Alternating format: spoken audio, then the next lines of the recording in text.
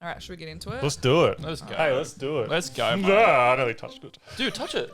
Shut up. No, Touch it. we're not playing this Don't game be a again. pussy. Hurry up and record. Don't be a pussy. Touch it. Fucking just touch It's it. a Touch it. stegosaurus. Just touch it. Touch it.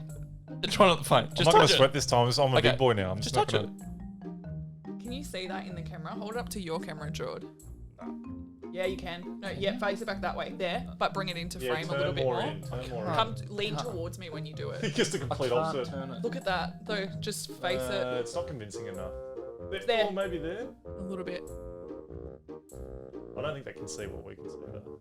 I'll get a photo of it and put it in, but it's just like bumper, bumper, bumper, because that's where you get your dialysis, isn't it? It's your... Oh, when No, you hold I it got like it. that. Shut up! I didn't even see it. I'm looking at you.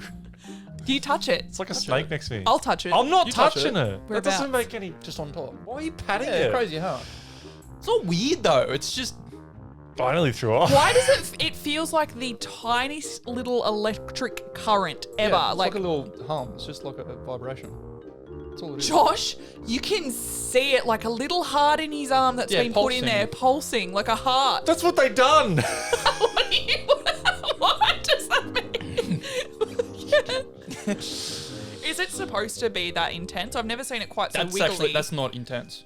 That's actually pretty good. So I've you can ne- watch. Look at that. You've got multiple areas. Every time, everywhere there's a little. Goes That on my one's the- arm that one's sometimes the too. You biggest can one. hold it up there and you can feel it up there. But yeah, The closer- they're not that bad. Like there's worse ones. You should Google it. There's like big fucking lump ones. I'm gonna find. Are you okay? I'm just See not how- looking see at it. how it's Look at. it goes like squiggles. It looks like you could put tweezers, like a big thing of like pliers, under your skin and pull out like the world's biggest earthworm. What the fuck are you talking about? Doesn't it? Yeah, Yeah. Yeah, me too. Touch it. just touch it. Just touch it. I'm not touching it's just it. it's literally just a I vibration. honestly can't. It's like my biggest kryptonite. I can do anything and nothing Josh, worries me, but it's I not, will. It's not gay I have if a it's your vein brother. phobia. It's not about being gay. I'll hold his hand. I'll hold his dick. I'm not touching that thing. That's how I know much you hate it. won't.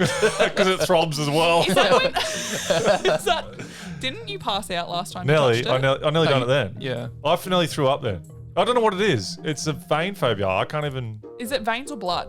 Like knowing. No, veins. 'Cause I can't. I can do a blood test. Because when I'm touching it, I feel this like swoosh, swoosh of what like it is. soft. It's almost like my phone's vibrating. You know what I mean? That's It's like this. what I'm scared of. The fact that you're talking about it. It's like it's how I. I Imagine, know what it's like. Okay, but for me, it's how I imagine they must feel in June when the worms come in. G'day and welcome to the Mellow Tiger podcast. My name is Brie, and with me today, as always, Jordan. Hello. And Josh, Good day. the pussy, The pussy. because he won't touch a little itty bitty blood valve. They're not going to see it and understand how terrifying it is. It really isn't that bad. Not that it's bad. That's very condescending. I was like, it's not bad. It's Explain to them what it is. we just did before. yeah, fistula, it's a fistula.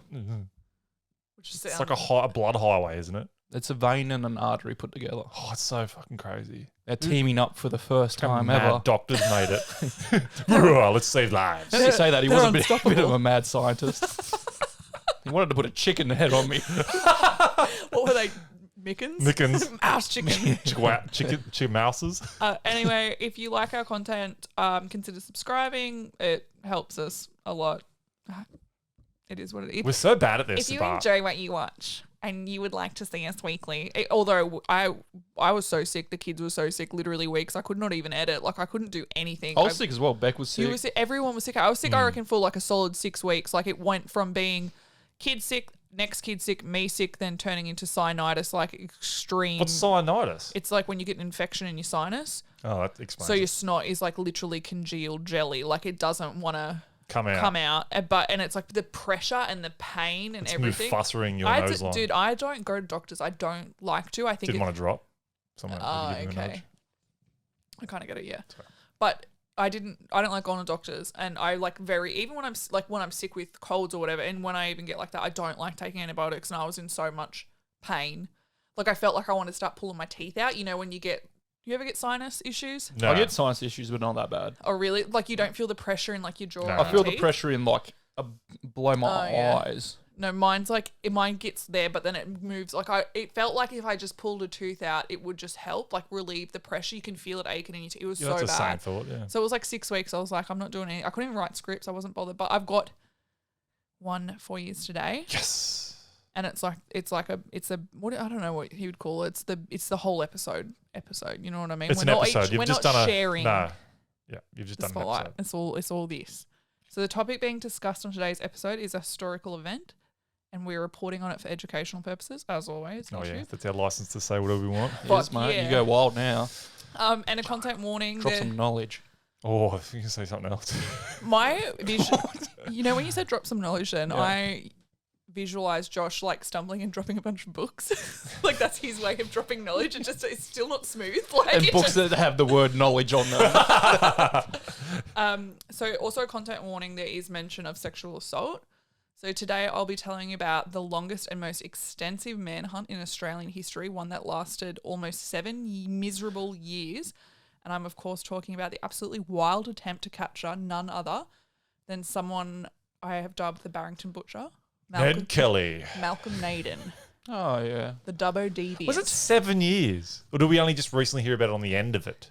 This I is, feel like I only heard about it at the climax. look, this is Yeah, I what think I was the same. Yeah. I mentioned that in here, that the way the media portrays this absolute fucking scumbag as like an almost Ned Kelly-esque kind of bushranger. Like, don't get me wrong, it was very, very impressive how long he lasted in one of the harshest environments in Australia. Because he knew the country. No, he didn't. He didn't. I thought he No. was like. We'll get into Yeah, it, right. but it was more, I think personally, like looking at it, he was just like a dude that was just like fucking, he just didn't, the elements didn't get to him. He was tough, like, you know what I mean? Like you'd go out and you think, fuck, 2 weeks without a toilet or like a shower or like living in literal torrential rain with leeches and ticks and no food and like, you know what I mean? And Yeah, he I'd did die it within for 3 almost days. 7 years. He just put up with it, you know what I mean? He just had I know. Yeah, he done some bad stuff. but they don't. Yeah. So the thing about Malcolm Naden, I find, is when it was reported in Australia, like when you said, when it started to become kind of big news towards the end, It's like the media went, let us know when you're getting close to capturing him. but they didn't really.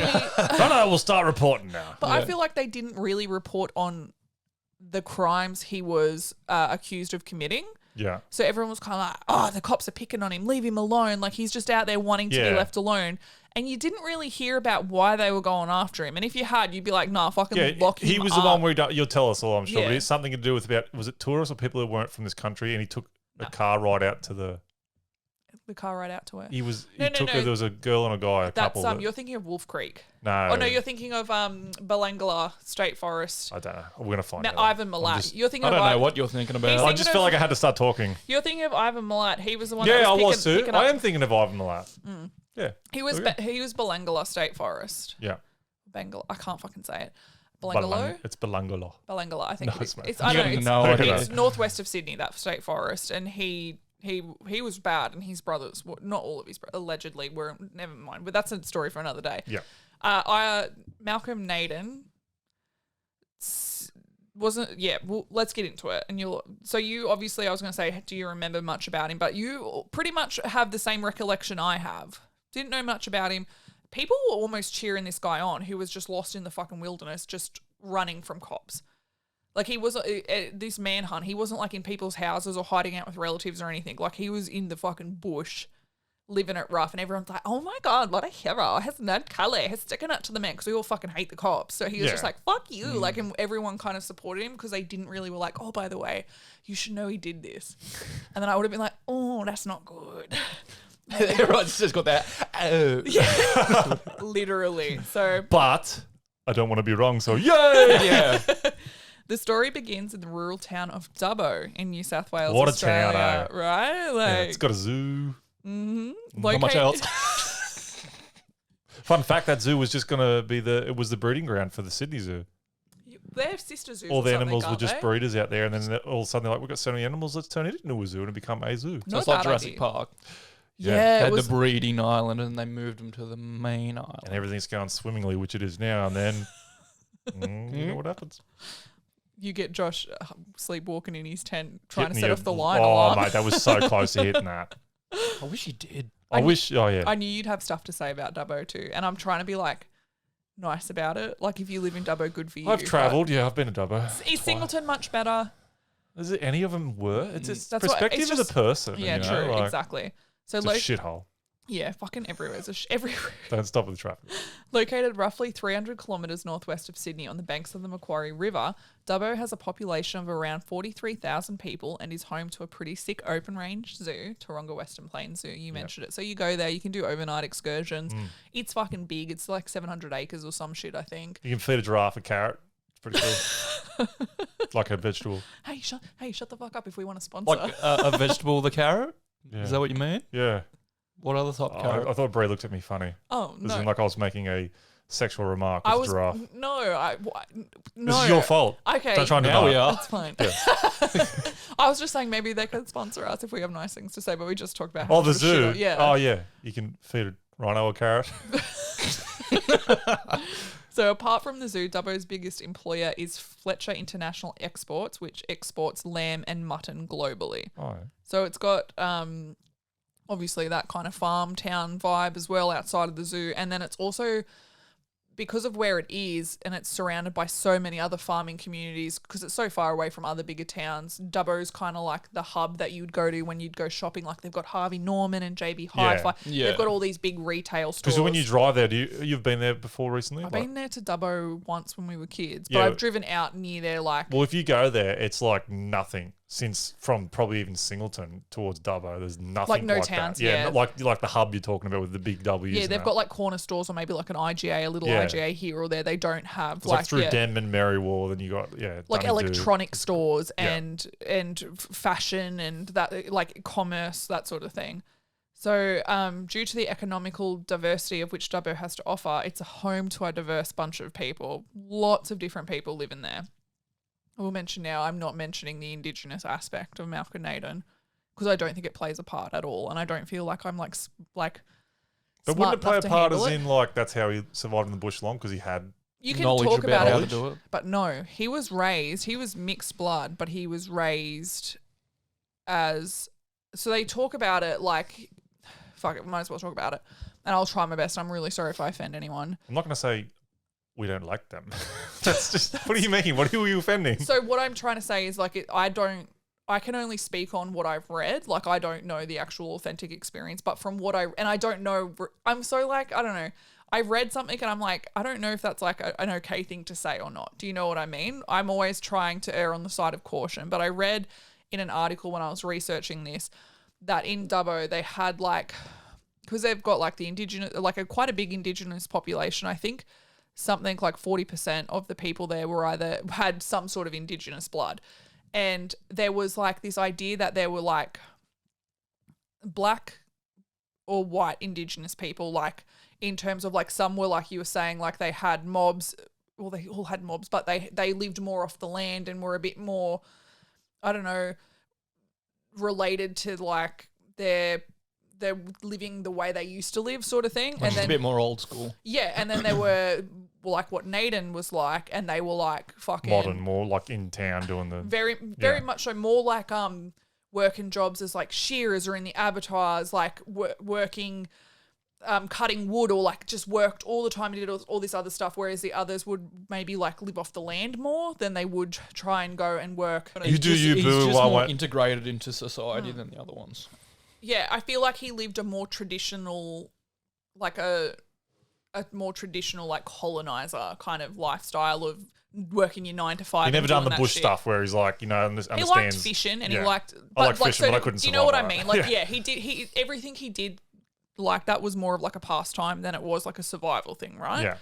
So that's what I mean by like a diverse bunch of people. So on June 21st, 2005, 24-year-old Christy Scholes was spending the night at her boyfriend's grandparents' house on Bungle Gumby Road, Dubbo, with her 2 children. I had to put the name of the road in. This is Gave me already the starting gigs, so hey, good. Bungle Gumby. And you Remember can't tell me Gumby? yeah. And Pluto was no, who was the dog? The The horse. red horse. The horse. No. I don't know. I watched that one recently where it was like a dub over the top. It was like, well, shit, bitch, giddy. Oh yeah, put them ones. Yeah. I don't know. And the yellow dinosaur. Oh, it doesn't matter what their names were. It was That was amazing. good fun. So she was getting. There was some speculation whether she was married or it was just her like long-term boyfriend, but they were getting their house painted. He was away studying. House was getting painted, so she took the two young children, to stay at his grandparents' house because his grandparents were in Sydney. So her partner's grandparents, who were also Malcolm's grandparents, were in Sydney.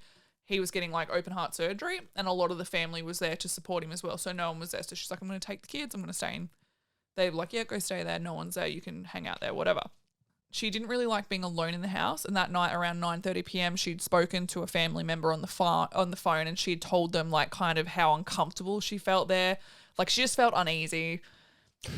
You know what I mean? She was just like, I don't like being here. I don't like being alone in someone else's house. I just feel like it just doesn't feel right. Something's off. The next morning, her 4-year-old daughter climbed through a bedroom window and knocked on one of the neighbours' place, who happened to be an uncle. So I think it was like the boyfriend's uncle, not like the kid's uncle, you know what I mean? So like an older fella. Yeah. And she told him that she didn't know where her mum was.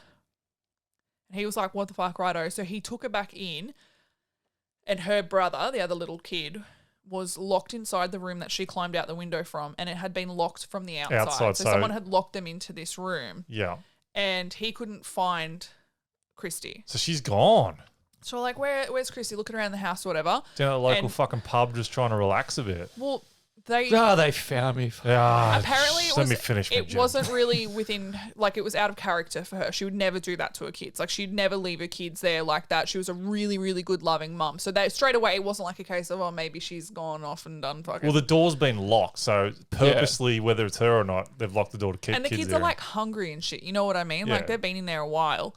And so he calls up the other relatives and he's like, you know, Christy's gone. Like, whoever was left behind, like, come over. And they all get together over there. There's no sign of her. So they're like, right. They ring the cops 10 p.m. and they report her missing. So the next morning at 9 a.m, officers and a detective arrive to do a more thorough search of the home.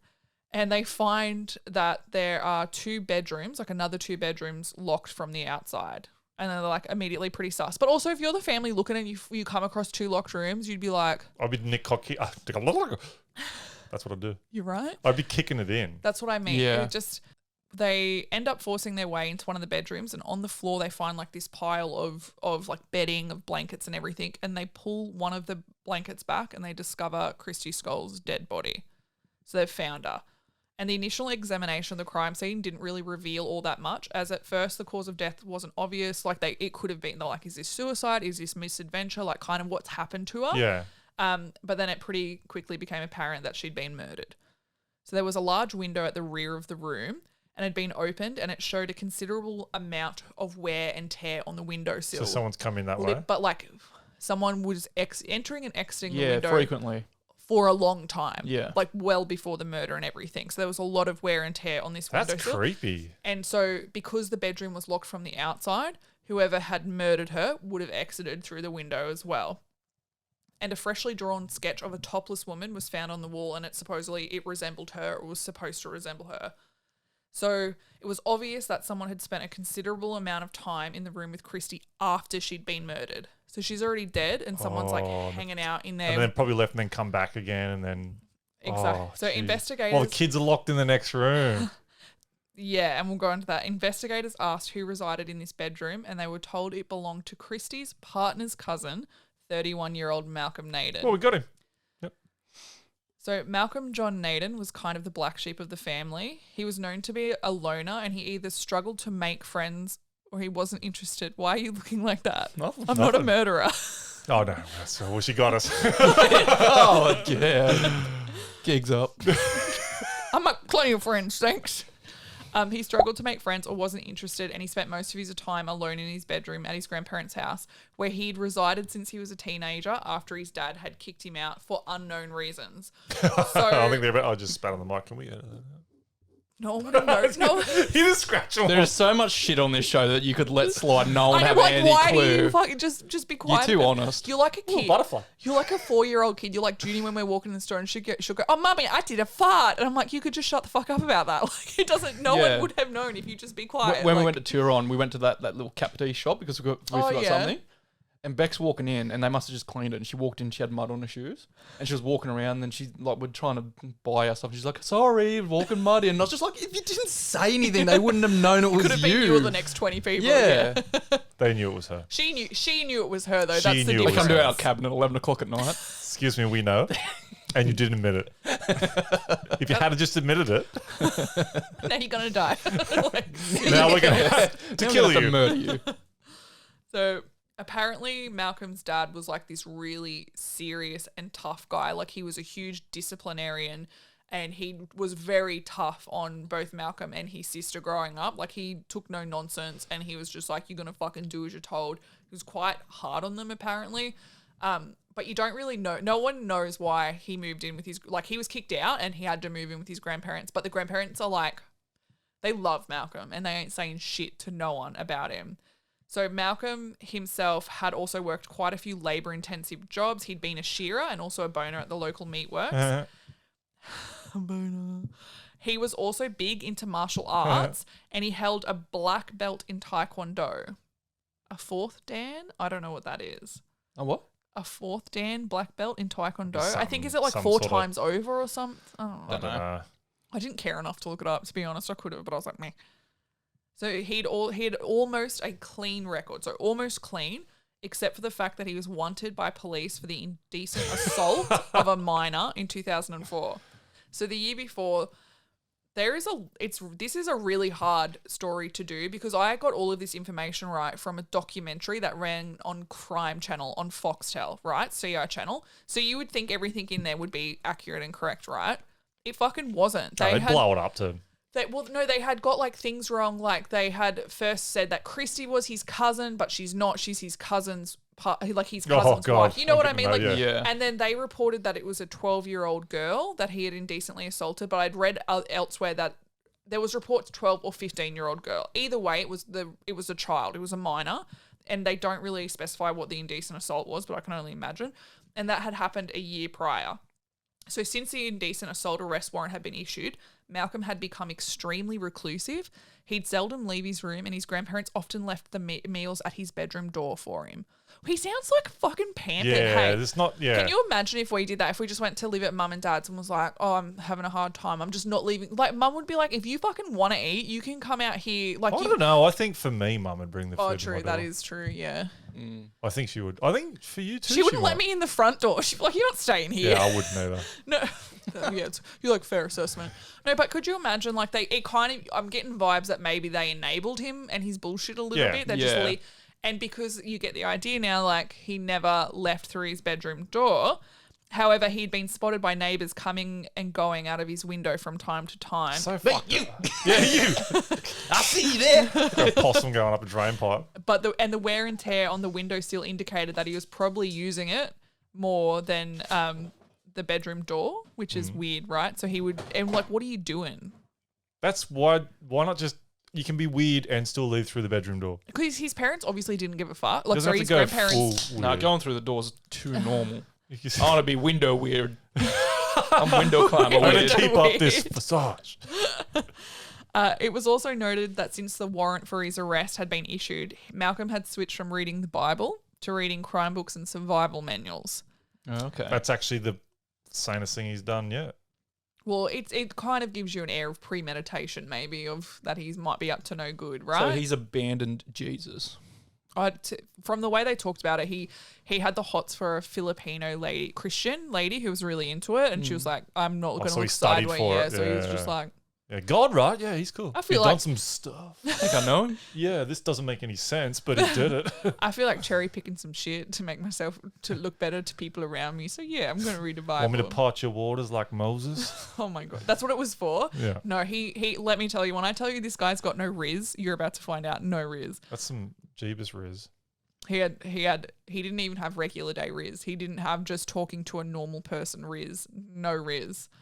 As the investigation into Christie's murder continues, some more disturbing information comes to light.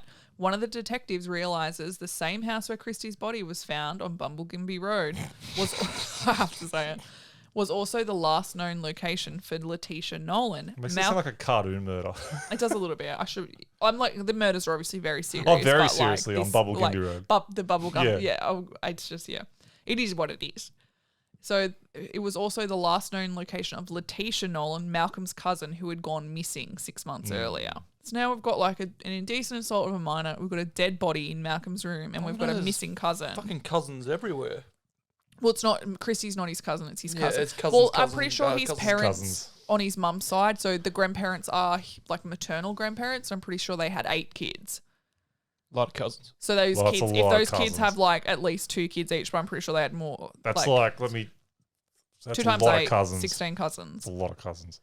Letitia had dropped her children off with her grandparents, in order to run a quick errand. She was last seen driving away in a car, which was found abandoned along the banks of the Macquarie River the next day, and she was never seen again. A neighbour had told police that he'd seen an unknown male in the car with Letitia when she was leaving her grandparents' house, but he was unable to positively identify the person. So can't they just go back and say who was with you in the car when you left the house? She's Well, dead. obviously, yeah, no. Oh, sorry, she's missing. She's missing, yeah. No, but whose house did she leave the grandparents' one? Yes. And they were, I'm just assuming The they're home. They grandparents- would have been like she's leaving with, The grandparents are unreliable. because they're so like caught up But in. they said she left alone. As in, like, she left their house, she walked out the front door alone. And he could have jumped in with her. He could have been yeah, like, right. oh, yeah, I want to lift to somewhere. While the police had been investigating Letitia's disappearance, they were unaware that Malcolm had been residing at the grandparents. So the grandparents were like loyal to a fault, and they actively covered for Malcolm when the cops would come knocking regarding the warrant. Like, they'd rock up and be like, we're looking for Malcolm Naden. Is he here? They'd be like, who's that? There's some mad ass grandparents they'd be though, like- if you're Malcolm. Do you know what, though? I was thinking about it. If that was you guys and you were done for indecent assault of a minor, I'd be like, he's over there. If you're robbing banks, Yeah, I know. Hey. Weak. What's indecent? Like the sexual and indecent. Where's the line? What's is that showing? indecent is usually nude? sexual.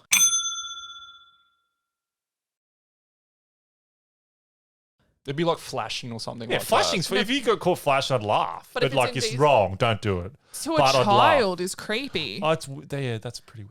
It's the minor part of the flashing's gross to begin with. Like, no, I don't want to see you. Yeah, it's weird gross, Dick, you know but what you I don't mean? have It's to, not like- funny. It's like a Who usually. said it's weird? Who you been talking to? It's usually like the beginning of an escalation into worse things when people are flashes and that. Indecent assault is usually like he touched her up in a So I thought that would have been inappropriate sexual, way. but I guess indecent is sex. It is Well, being you'll- sexual is indecent. Well, a lot of the times these Sometimes. days, people will. Just don't sometimes. You will notice though, like in, That's all the time. it I could, indecently made 2 children. but you see, like a lot of people will say, "Oh, he sexually assaulted her," when the word is rape. You know what I mean? Like a lot of the right. time, they might play it down because people don't like to hear that in their ears. But it's like you I'm kind of with you you say it now. what you say. You got to say what it is. You know what I mean? But when it comes to like the legalities of things, he was wanted for the The indecent point is, like you assault. said, you make a good point when it's a minor. It doesn't matter if you flashed or not. Don't flash minor. Don't flash fucking people in general. Yeah, If there's a message you take away from today, Yeah. it's don't flash minors. leave people flash alone. minors. Don't flash anybody. If you're underage, no, don't do you're it. not listening to me. Just don't do it. But what I'm saying is, if you guys had done that to like a minor, I'd be like, he's over there. But if you were doing something else like robbing banks or like you were in trouble for a punch up or something, I'd be like, I haven't seen him. I feel like there's a line in the I sand. think there's a line too, but I feel like robbing banks a lot more than flashing someone who's above 18. Oh, it's a victimless crime. Right? Like, That's true. that's what I'm getting at. I feel like if you're indecently assaulting a minor, you need help, probably. Yeah, you we know what I agree. mean? Like, so I don't think you need any help. Minors are really little.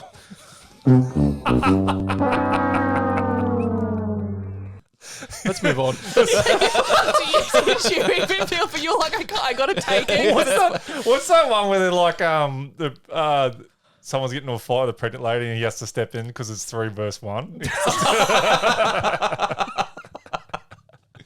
Oh, is she pregnant with twins or something? That's just no. Did I say 3? So Yeah. it's 2 verse 1. What the hell am I can't count. No, sorry. Yeah, she was. She was pregnant with twins. Yeah. It's still not even. We've gone off the rails so quick. Anyway, That's a good one. I like that. so Malcolm has now become suspect number 1 in both the murder of Christy Scholes and the disappearance of his cousin Letitia Nolan. And it gets worse. While processing Christie's crime scene, the detectives discover multiple peepholes in the bathroom ceiling. Of all the ceilings, why the bathroom? Yeah, no, that's a coincidence.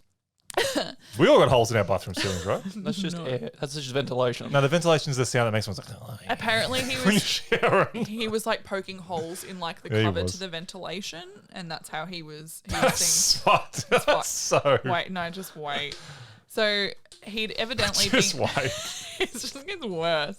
He'd evidently been crawling into the roof cavity and stalking his relatives while they used the bathroom. When questioned by investigators, his family went into greater detail about just how much of a creep he actually was. You reckon? So the grandparents were kind of like, Malcolm's an angel. But like the aunts and uncles were like, he's fucking cooked, bro. Watching Like, you shit. Imagine them. I'd hate someone to be perving on me shit and they'd just be like wiping for 20 minutes. but this is what I'm getting at. Like, it's like a very vulnerable situation to be in. And he's just like heavy breathing from the roof, like looking down. So one of the cousins had received a handwritten note from Malcolm that read, this is why I say he has no riz. I watch you getting dressed. I watch what you do in the shower. We could have some fun. You and I could have sex together. Oh, you nearly rhymed it though. Oh, he thinks he's Dr. Zeus. But you and I could have sex together. Like the together is just You so could just say unnecessary. sex. Yeah, it's so Yeah. unnecessary and clunky. I'm like, he sounds like a virgin. Like he's we can do the sexing with each other. Yeah. Yeah. You Together. know that thing. I know how to do it. What's it? I've done it before. done So it. many You- times. You lead With them. ladies. You with ladies. With girls. But that's what I mean by like, he just sounds a bit, you could just drop the together off. It would have been like, who did she think you thought you were going to have sex with when he Yeah. said you and I? He's also crawling through the vents and poking peepholes. Yeah. True. Calling out windows and shit. Yeah. So police discover that both Christy and Letitia, Crawling out windows and shit. Still, you rolled, man. police discovered that. Imagine him in the bathroom. Oh, damn it, they're doing a number one. I crawled in here for 20 minutes. Take a shit. Or he gets all excited thinking it's going to be his cousin and his grandpa walks in. He's like, oh, can't move. Imagine sitting on the toilet and you look up and see an eyeball in a hole and he's like, pretend I'm not here. You just go, okay. Like you'd hemorrhoids from the pressure. Like this. So police discover that both Christy and Letitia had received similar handwritten notes from Malcolm. The notes were of a sexually suggestive nature and mentioned he'd been watching them without their knowledge. Like, he really got off on kind of the voyeurism aspect of him being able to watch them and they didn't know So about when it. all this is happening, is he still locked in his room somewhere or what's going on here? He hasn't totally been lost. seen. Hasn't been seen. So But he's yeah. gone, but he's not gone. But yeah. He hasn't been seen since they've discovered her body, sort of thing. Yeah. Right. So this had frightened Christy and signified to investigators that there was likely a sexual aspect to Christy's murder Likely. and Letitia's disappearance. Yeah, they're like... Yeah. It's starting to line up. So autopsy results show Christy has been strangled to death, and as anticipated, she'd also been sexually assaulted post-mortem. So waited for her to be... Which is kind of... and you kind of sense this... You say like, oh, you know, Malcolm's really tough because of what he ends up enduring to stay on the run for so long. But he's kind of a wimpy bitch. Like, there's a story I'll tell about him later on. It's like if you put up any sort of kind of like, hey, to him as a woman, he just backs off straight away. Like, yeah, he has to have the Shut the window. element of surprise. Yeah, back into the room. He has to have the element of surprise, and he has to be completely like not confronted or what is challenged. I He think can't. I think when it's not toughness when you say survived in the conditions Yeah, I'm he did. trying to I think think of that's the just word. like, but I think it's just like he's out there. There's nowhere else to go. He's either dies or doesn't. I don't think he's having fun. I mean, he could put I him, don't think he's- yeah, but he could have given up. Like, I would have given up to the cops. I'd be like, fuck it, a cell's better than this shit for 7 years. Like, yeah. but that's what I mean. Like, the word isn't tough that I'm trying to, it's like, he's durable. I don't know. Resilient. I'd say mentally resilient. Resilient. He's cooked in the head too. Yeah, that's but probably he's what. like resilient. That's the word for it. But it just sounds like he's kind of scared of women. That's why he writes some notes. Maybe that's why he perhaps. stayed out there. Yeah. He doesn't like any sort of challenge. As soon as you're like, if he was like sniffing you at him, you're like, oh, he'd be like scamper away sort of thing. Like that's the vibe he gave off.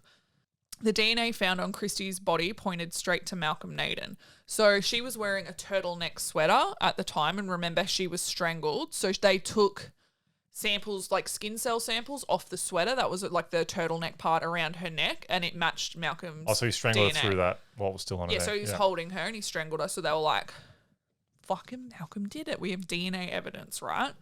So they knew it was him. So they set a trap, and one of the sergeants went in the toilet and had a shit and just waited. And they locked his window. He was like, send in the pretty one, please. She's like, I thought I was the pretty one. The murder of Christy Scholes and the disappearance of Letitia Nolan would launch the biggest manhunt in Australian history. So what year is this, sorry? 2005. Oh, okay. And police didn't have a clue what they were up against, like not a fucking clue. By July 16th, 2005, 25 days since Christie's murder, police still haven't seen hide nor hair of Malcolm Naden. Fucking nothing. Due to Malcolm's interest in survival manuals and crime books, the police were concerned that he'd been preparing to disappear from society for some time and could potentially be held up anywhere, not just in populated areas, But I can tell you, which made him more difficult to locate. I could read a survival book and still have no confidence in surviving. Well, yeah. Like- I think it's more indicated to them. It's Yeah, suggested what he was planning. to them. He knew what he was doing. And, He knew that he was going to go bush. Yeah. And then if it's like, usually if you're searching for someone, you would go to like next of kin, maybe places they used to hang out or whatever. We And don't go it's straight like, bush, yeah. Yeah. So they're just like, he could be fucking anywhere. Toilet ceiling, that's what it is, mate. Investigate. Yeah, just go to your local like public toilet block. You'll Yeah. find him. I found him. No, you didn't. It's not. My name's Jeff. My name's Jeff. Oh, guys, it's just Jeff. Sorry, Jeff. Jeff who? Carry on. Jeff Maiden. Jeff Nanya. None your business.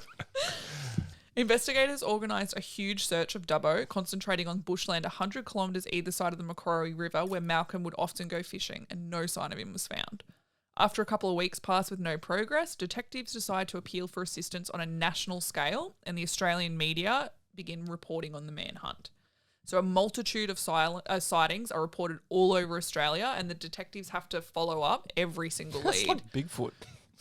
I wanted to ask Malcolm about like what he might have seen. I'm getting ahead of myself, but the way you say that. But that's what they're like, this guy who was like kind of generic looking, really. Like I've seen a few people like him that I was like, oh, I've seen fitters at work that look like this dude. You know what I mean? So they got lots of sightings, and one was like he was dressed as a woman in Redfern in Sydney or some shit. Yeah, fuck off. They had to follow all of them up. None of them could be confirmed. What'd you see out there, Malcolm? I just watched a kangaroo take a dump.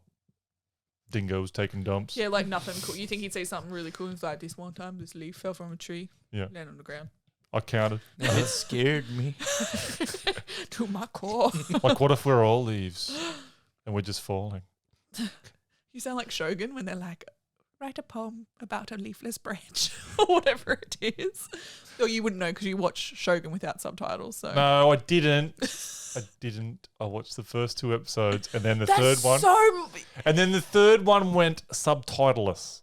The first 2 had subtitles. Oh, okay, And then I it was, and then for some reason, Rockbox was like, "Now I'm going to take it away from you." Roughly 6 months roll by without a single confirmed sighting of Malcolm when some strange reports start trickling in from the Dubbo Zoo.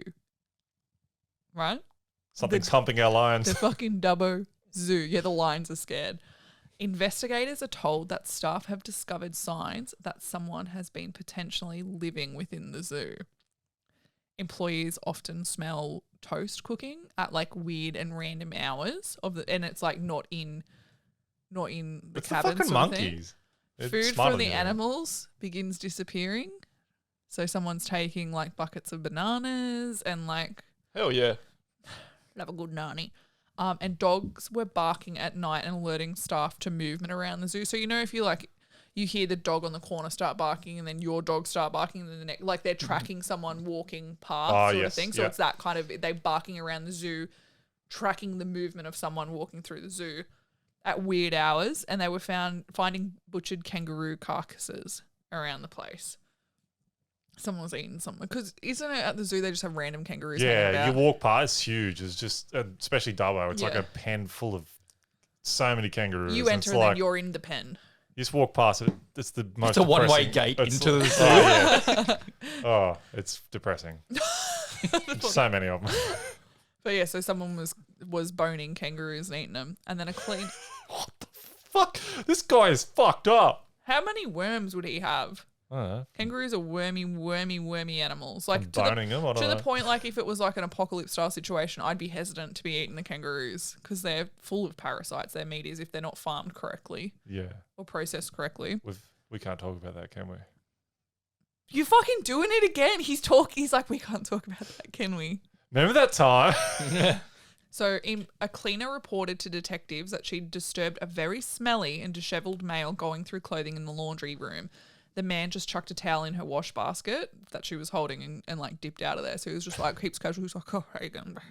And just walked out. I was like, That's smooth. That is smooth, yeah. It was kind of like, yeah, it's like dominant. It's like, oh, I'm meant to be here. Yeah. Oh, It's like I work looking here. for confidence, you. just confidently walking Oozing through. confidence. Employees had also started complaining about hearing strange noises in their ceilings. Of course so. He's up in the box. Get him. Get him, Skeeter. Take that shit. So one of the detectives was like, wow, that's very Malcolm-coded behaviour. So he had the bright idea to fingerprint the manhole covers and like the entrance to the ceiling. And guess whose prints they found? Old M-Dog. Old M-Dog. Yeah, old Mad Dog Malcolm. I'll MD in the middle. So they found Malcolm Naden's prints. So they got all excited, started running around with like mad stiffies because it's been so long and they've found him. It's a cop in the tiger pen. Hey guys, I think he's let go of him, Malcolm. So this is the first shred of information they've had since the death of Christie. You'd be setting a trap up straight away. Yeah. Just a box and a stick and like some bananas or something underneath it. They were excited. I open it up and there's a gorilla in there. Oh shit! Fire! They were excited just to know he was alive, right? Because like he'd been missing for so long. Some of them were like, he might even be dead. Like he might have gone and killed himself or some shit like that. Well, they had no leads or anything, did Exactly. they? No leads, no sighting, nothing. So they were like, wow, he's still kicking. Cool. And they were chomping at the bit to catch the rotten little deviant. So they believed he was back up to his favourite pastime of using the roof cavity to covertly stalk people. Oh, imagine hearing that story and you went to the zoo at that time and you probably like, took a watched- shit he in the probably toilet. watched you. I'm okay with that. But you just said imagine if. Imagine if you weren't me. Imagine if you cared about that sort of thing. Imagine if you cared about people seeing you. So they were concerned about the potential harm he was thinking of causing to employees because last time he'd been watching people on the roof, like a woman turned up dead, you know what I mean? Yeah. So now the investigators are like, look, this is obviously a huge issue. Yeah, I mean, it's okay to be up there and be a creep, but when you act upon it, that's when it's wrong. Right? Is that word? Yes, Josh. Okay, sweet. You can continue to do whatever you do in your private time. On December 23rd, 2005, 185 days since the manhunt began, police launch a full-scale tactical operation. And it's called their tactical operation. It's like Operation Dunkirk or Dunkirk, something stupid. It's something like Alpha. We're Alpha Men, like that sort of thing. I don't know. It's got some sick name. We're Alpha Men Operation. We're Alpha didn't- Men. You see me and go, hey, oh, hey, yeah. Don't they They don't wear though? shirts. So they completely close the zoo and they begin searching the 700 acres. And their search ends with no sign of the slippery little sucker. You see him in the wild dog exhibit now, like, where is he? Then you hear this, clever dog. Yeah. The cops are understandably extremely disappointed with this result and they start to realise his capture is probably going to be very difficult. They go ahead and issue a $50,000 bounty reward for information that leads to his capture.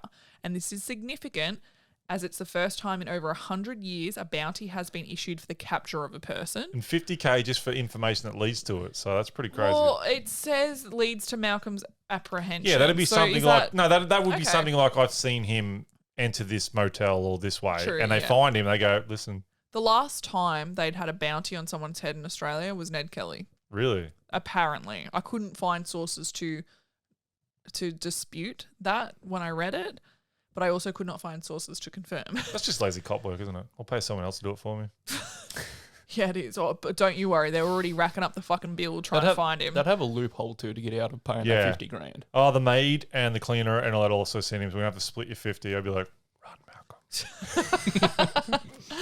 Unfortunately for the police, Malcolm Naden seems to disappear off the face of the earth and they don't receive a solid lead regarding his whereabouts for another 14 months. So nothing That's for fucking 14 crazy. So months. this disappears Slimy again. What are you bastard. doing on the strike force? You're on this active task force to catch him and it's been 14. Like, what do you do every day when Too you go busy into being work? alphas. Oh, yeah. Yeah, I'm at the gym. Making up the names of my task force. I haven't got a new one yet for 14 months. Oh, they used that one 2 months ago over at South. I was like, oh, goddamn. I was like, I thought Operation Badass was really cool. I'd still be looking for clues at the zoo every day, just going around patting and feeding the wombat. They just Yeah. all walk into the office. I thought you were looking for him. I thought you were. Well, they're like, I heard he was at a strip club. Me too. Let's go. Me too, yeah. On February 20th, 2007, 609 days into the search, police get a hit on DNA from a blood sample taken from a window of a cabin in the remote area of Stewart's Brook, which is roughly 340 kilometers from Dubbo. Holy His last known location. shit. Yep. And where is Stewart's Brook? My favourite, the Barrington region. Right in our little backyard. Okay, this is getting a bit personal. So he's moved from Dubbo to Barrington. Malcolm. This is why no one's in this room. It's got a manhole. Investigators are astounded as they believe Malcolm had covered the distance on foot, cross country. But I personally don't think that's the case. Like, his grandparents were known to be extremely loyal, and they also didn't believe at all that Malcolm was responsible for any of the crimes police have alleged he can. Well, you reckon they picked him up, drove him out? Grandpa will give you a ride, you murdering little shit. Well, you have to remember too, like, they had a history of covering for him, and also it's like he has two sides of a family, you know what I mean? Like, what had occurred was on his mum's side, perhaps people on the other side of his family, like Malcolm, or even his grandparents. I don't think they did, though, and I'll say why later, but I think someone, even if he hitchhiked or did something, because at that time, not many people, even though they were plastered him on the news, not everyone knew about him or knew about his crimes, and I highly, highly, highly, highly doubt he fucking walked all that way on foot. I don't think. No, I reckon he'd done something, but I don't think he's there's a difference between just covering stuff up and helping like him evade police. Oh, true, but then the things that the way his grandparents talked about it was just like Malcolm would never. Yeah, I helped him. I put the peepholes in for him. That's what it was kind of like, oh my God, he's a grown man, stop babying him. Like, just, you're helping him be a creep. Pop your titty out his mouth and start babying. I call it nurturing. I call it neutering. So Malcolm broke into the Stewart's Brook property in order to flog food supplies and survival items like clothing and torches. This indicated to police that perhaps he wasn't the master bushman they'd originally thought he was, and instead he was more of a resilient scavenger. Yeah, that's page 1 in the survival. Yeah, break into a fucking cabin and take this shit. So like we said, he's... The end. The end. So he's... Repeat. He's not... He doesn't... Murder if necessary. Grandparents might help you out. We're not sure, though. Many people. See that rabbit? Touch it. But this is what it was like. He didn't, other than the fact that he worked at an abattoir, whatever.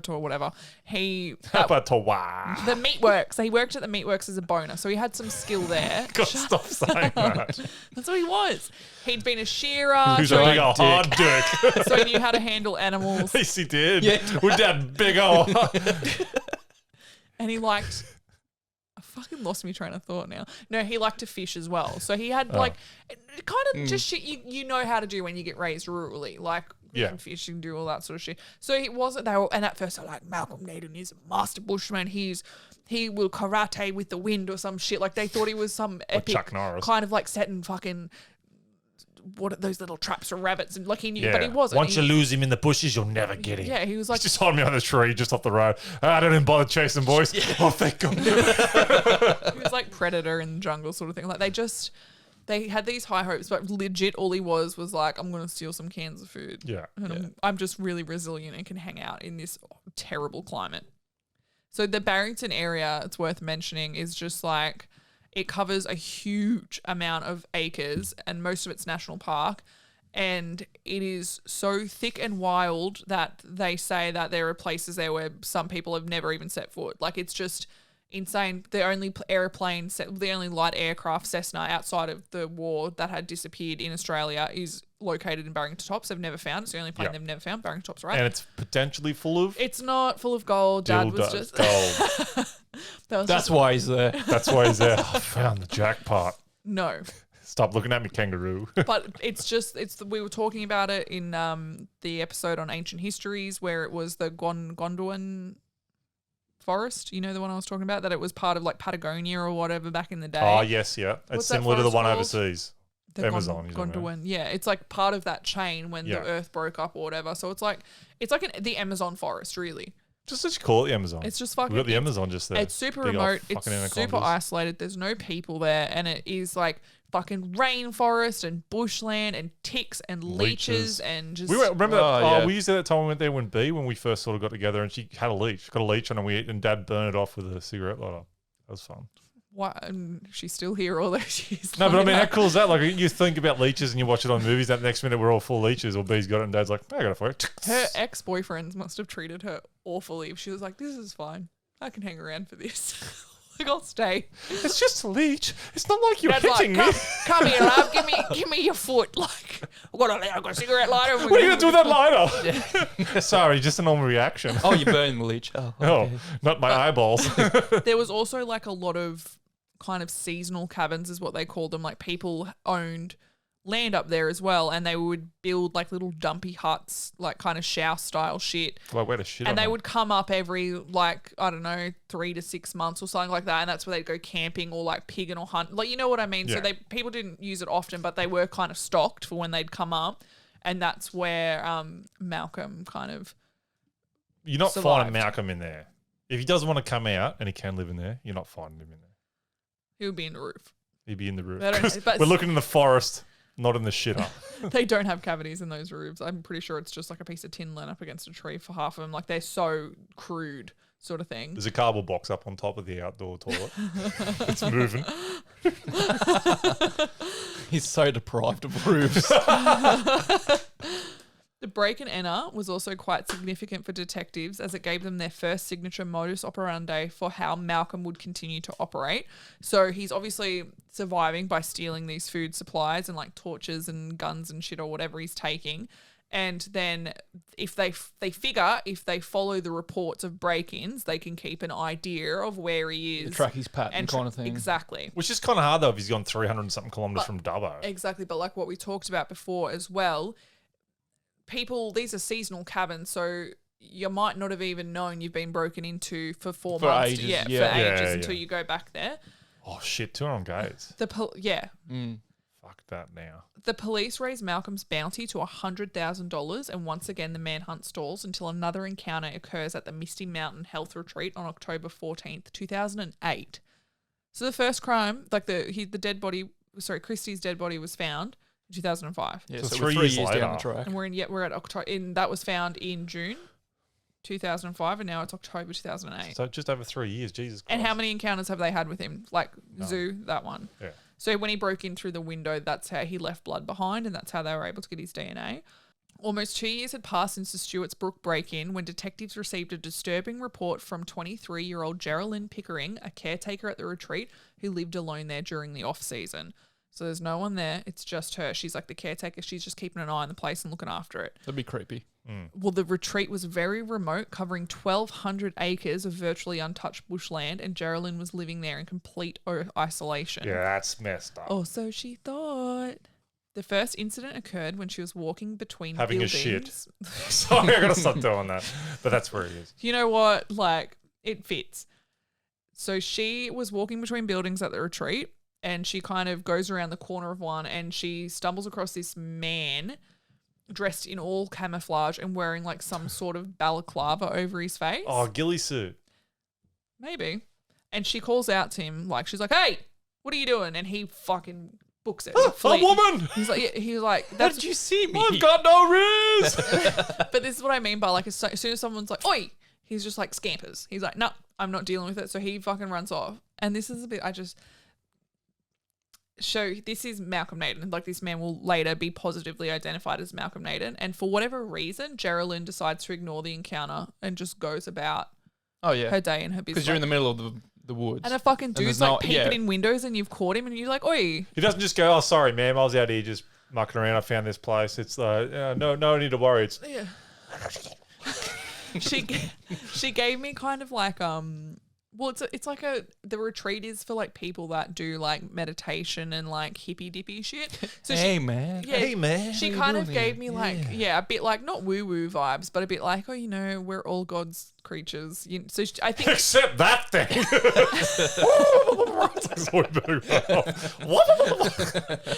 maybe it was naivety or something like Yeah, I that. think But I so. can tell you, if I'd seen something like that, even if I didn't know about Malcolm Naden, I would be reporting that immediately. Especially I'd when feel she's- the urge to chase. Because you're a 6'5" man. That's true. Yeah. I forget what I was going to say. Sorry. Yeah. Well, Josh's comment was worth it. Yeah. No. Was it- that was sarcasm. I was going to say, especially when there's no one, like she knows there's no one there. That's what's creepy, yeah. And she doesn't have like internet or anything. The only contact she has with anyone else is through like a landline phone. That's it. Nothing else. And she's just like, Yeah, but that's weird. She's It's- like, that's weird. I've got to go do it's stock weird take. when he ran as well. It's worse. Because if it was anyone else out in the wilderness who just happened to stumble past it, would have just gone, sorry, didn't know, I've just seen this place here, we were just out here hunting or whatever, or camping. But he just took off. It's like, why are you running? Even Yeah, it's a person in the wrong Yeah. place. That's But what it's even weirder, like even when we'd be somewhere hiking, if you come across someone else, especially when they're by themselves and then like dressed like that. But even if it's just like we're out hiking and you come across someone else, you're always just like, why are you Why out are here, you bro, here? by Yeah. yourself? But sometimes they're going, why are you here? It's different. And when then there's everyone's two of you. asking, why are we here? Spider-Man. But Yeah. to have it in that kind of situation, and she was the just fact like, he ran is like, She's he's like, well, not up to anything good. no. I need to like call this in. probably felt Little sorry for slimy him. bastard. Little slipper. Where'd he go? He just stands next to a bush. Oh my God. For whatever reason, so she just fucking ignores it. She's like, whatever, I'm not getting murdered. I don't know why. It's so bizarre to me because my first thought, even if that was a completely innocent interaction, was like, that man's gonna kill me. You know what I mean? Like you said, It'd be something like you that. Your brain always goes to the worst possible scenario. Yeah. Yeah. She was like, whatever. I'm That's fine. why I talked about chasing him down, not to be masculine, to Just to get eliminate him, yeah. what's in my head saying what could happen later. Grab him now and just be like, you're going to kill me. You'd grab him, but I don't want to be your friend. You think that's what you What would want? It's too late. We just bonded. What would you do when you caught him? I don't know. You'd, Make just- love I'd to make the him. assessment there. yeah. Because if he lashed out at me, then I'd knock him out and be like, he started it. What if he does nothing? What if he just went limp? Hey, where'd he go? He plays dead. You would be like such a dad about it or something. Like you catch him, like, righto, empty your pockets. Yeah. Like, what different, like, I'm like that with threats. What were Like, you if going I to do to got me? Are you going to do anything? Yeah, that's what hurt me. it's shaking like. That's a weird natural. Tell me now. Start taking his pants off. Righto, I'll go further than you. He's like, wait. Like scaring out into him, whatever he thought he was going to do. It's like, I can play this game too. What, rip his pants? Yeah, just so he knows that I'm crazier, so he never comes back. You're like shaking him. I'm going to fuck you, boy. You better come up with anything now. Squeal like a pig. You're going to like this. He's like, please, I'll never come back. And then he runs off and like, you ain't coming back. And I could sleep at night. He's like, why are you? I don't think you could. I think I'd sleep like a baby. That's just the vibe you have, Josh. You like catch someone, you shake them. Why are you running from me? Why are you running But I'm from me? bad at, I'm an overthinker. So I'd overthink that scenario if I let that dude go for so long. I'd be like, is he coming back? Is he going to get me now when I'm asleep? I wouldn't be able to sleep. Yeah. I'm like, I have to solve it now. Yeah. It's like when people go, I'm going to come back and kill you, like death threats. I'm like, let's fucking do it now. Kill me now. And I would just jump into it. I'd be like, let's do it because I'm not going to think about it all night. Just for future reference, you're better off letting them run away. Like forcing an interaction is where Yeah, you're that's more right. Give him a likely. head start. You're right. Forcing an interaction is where you're more likely to get hurt. Because they'd say go Not fight. mentally, though. Physically. Yeah, I know what you mean. How is he going to mentally hurt you? He's like, No, if I let him get away, it's you're not mentally as hurting. attractive as I thought you would be. Fucking Josh is Come like, back here and "Oh, give me that boy. you really hurt my feelings. You're on daddy's property now. Sorry. It was terrifying. He ran because he knew he saw that look in your eyes. And he went, no way. I will take the jungle. Fucking hell. So everything seems to return to normal. Until a few weeks later when she smells toast cooking while out on a trail run in literally... He loves Toast his cooking, toast, yeah. eh? He does. He loves his toast. And she's in the middle of nowhere. Like she's on a fucking 10K trail on a jog. She doesn't even own a toaster. He just brings it with Yeah, him. but she's like, why can I smell toast cooking? That's bizarre. And then she also notes that when she's doing, like she does food stock take and stuff, She knows there's a bunch of cans of food missing, right? And the weird thing about it is it's not from like the front of the shelf, like someone has reached over Strategically, it was in the book. to try and hide the fact that they were flogging food and they were taking cans from like the back. And she thought, weird. Yeah. I fucking hate her already. I don't know. Hey, man, who took the cans, man? I don't know. He's right next to her. I don't know. Apparently a sleeping bag went missing too. Like there was signs that someone was coming into these buildings and taking things. Like someone was hanging around and she'd already literally seen a person. Yeah. So on the night of October 30th, 2008, Geraldine was asleep in bed where she was awoken by the sound of someone trying to pry open her exterior bedroom door. So she had like a big glass sliding door and someone was pulling on it trying to get in. You pull the first time. I don't know why this doesn't work. The blinds were open and everything, so she could see through and she could see someone standing there shining a torch into a room. The torch had hit like a mirror, so it was illuminating the whole room, and there's just this dude pulling on this door, like trying as hard as he can to get in. And she's like obviously terrified, but she composes herself and she yells at him, "Oi!"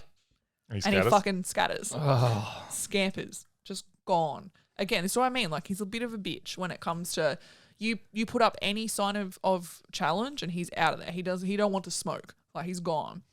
She immediately calls her boss, like finally, she's like, yo, right? Who gets the cops involved? The investigators question Geraldine and she goes into detail about the odd things she's been experiencing. Like she's been hearing footprint, because there's like lots of different accommodations and verandas, and through the night she can hear footprints on footsteps on verandas. And she's had this overall feeling of being watched for quite some time, like obviously. Geraldine would also relay to police that when she'd go on these trail runs, she would get to the end and she'd go skinny dipping. I don't know why she told him, but that's what she said. So like she'd get to the end, she'd go skinny dipping, and so she's kind of feeling really, really scared now. So they say to her, yep, you need to go and pack your shit and you need to go somewhere safer. We're going to take you somewhere safer to stay at like a neighbouring place where there's more people. So she goes back to her room to start packing and she finds a note on her desk in a room that wasn't there another poem yesterday. Yeah. And it reads, "Nice moles." That's it. Sounds kind of sarcastic, not going to lie. That's actually kind of funny. Like he's being a little bit flirty. Nice moles. Yeah. So it is quite flirty, isn't it? Nice moles. That's all it says. And understandably, like this was really upsetting. Like she'd quite a few moles covering her body. So he'd obviously been watching her for some time, even if she was maybe skinny dipping or like changing in her room. And she was like, she felt super violated by that, as you would sort of thing. But what a thing to say, like nice moles. It sounds almost sarcastic. We didn't have much time to write and leave a note in her room. Oh yeah, I shouldn't be critical. No, Look, you should really leave. Like he's under pressure. This is what I mean. He has no riz. Like nice mouse. Oh, that'll. It's better than nice. What text, was it? I feel like though he does it in like a threatening way. That's why he wrote those letters, because he's He's letting her know That's the that thing about these Exactly. notes. There's no context. Yeah. He sought in the pleasure he got from telling them I'm watching you. Yeah. He liked knowing he was violating their privacy and that it would upset them to receive these notes. He liked it. He thought it was enjoyable to him, which makes him fucking super creepy. Malcolm's behaviour at the retreat was clearly escalating, and given his history of giving notes to his victims, investigators held great fears that Malcolm was on the verge of trying to claim another life. As expected, his DNA was found at the retreat and cops extensively searched the property, but like a fart in the wind, he was gone. Slimy bastard. Little again. slippery bastard, that Malcolm. While the police didn't find Malcolm, they were able to learn more about his habits and how he liked to operate, which assisted in their planning of future attempts to locate and capture him. By now, they'd confirmed for sure he was mainly surviving by stealing whatever he needed to get by. And a lot of this was occurring in the seasonal cabins, like we talked about. So a lot of the time, he would either go in a way that, because you know how I was saying they're mainly like tin or whatever, he would go and he'd have his screwdriver or whatever it is, and he would unbolt like a side and go in and grab all the shit and leave. So you couldn't tell maybe that he'd stolen stuff from you, even if you were coming and going regularly from the cabin. Well, he's smart about it. He was taking them from the back and all that. Yes. Places you Yeah. wouldn't notice straight away. Exactly. He did it in such a way that maybe it wasn't getting reported. Such a good survival. Yeah, book. just minimising his footprint wherever he went. Exactly. So he was just like a covert, being really covert about. So maybe there was a lot of places he was doing this and wasn't getting caught. And so he'd mainly flog like shelf stable food, like cans. He loved his fucking toast. If there was bread, it was gone. He loved his toast, though. Loved it. He was taking clothing, binoculars, and he even flogged some firearms and some ammunition.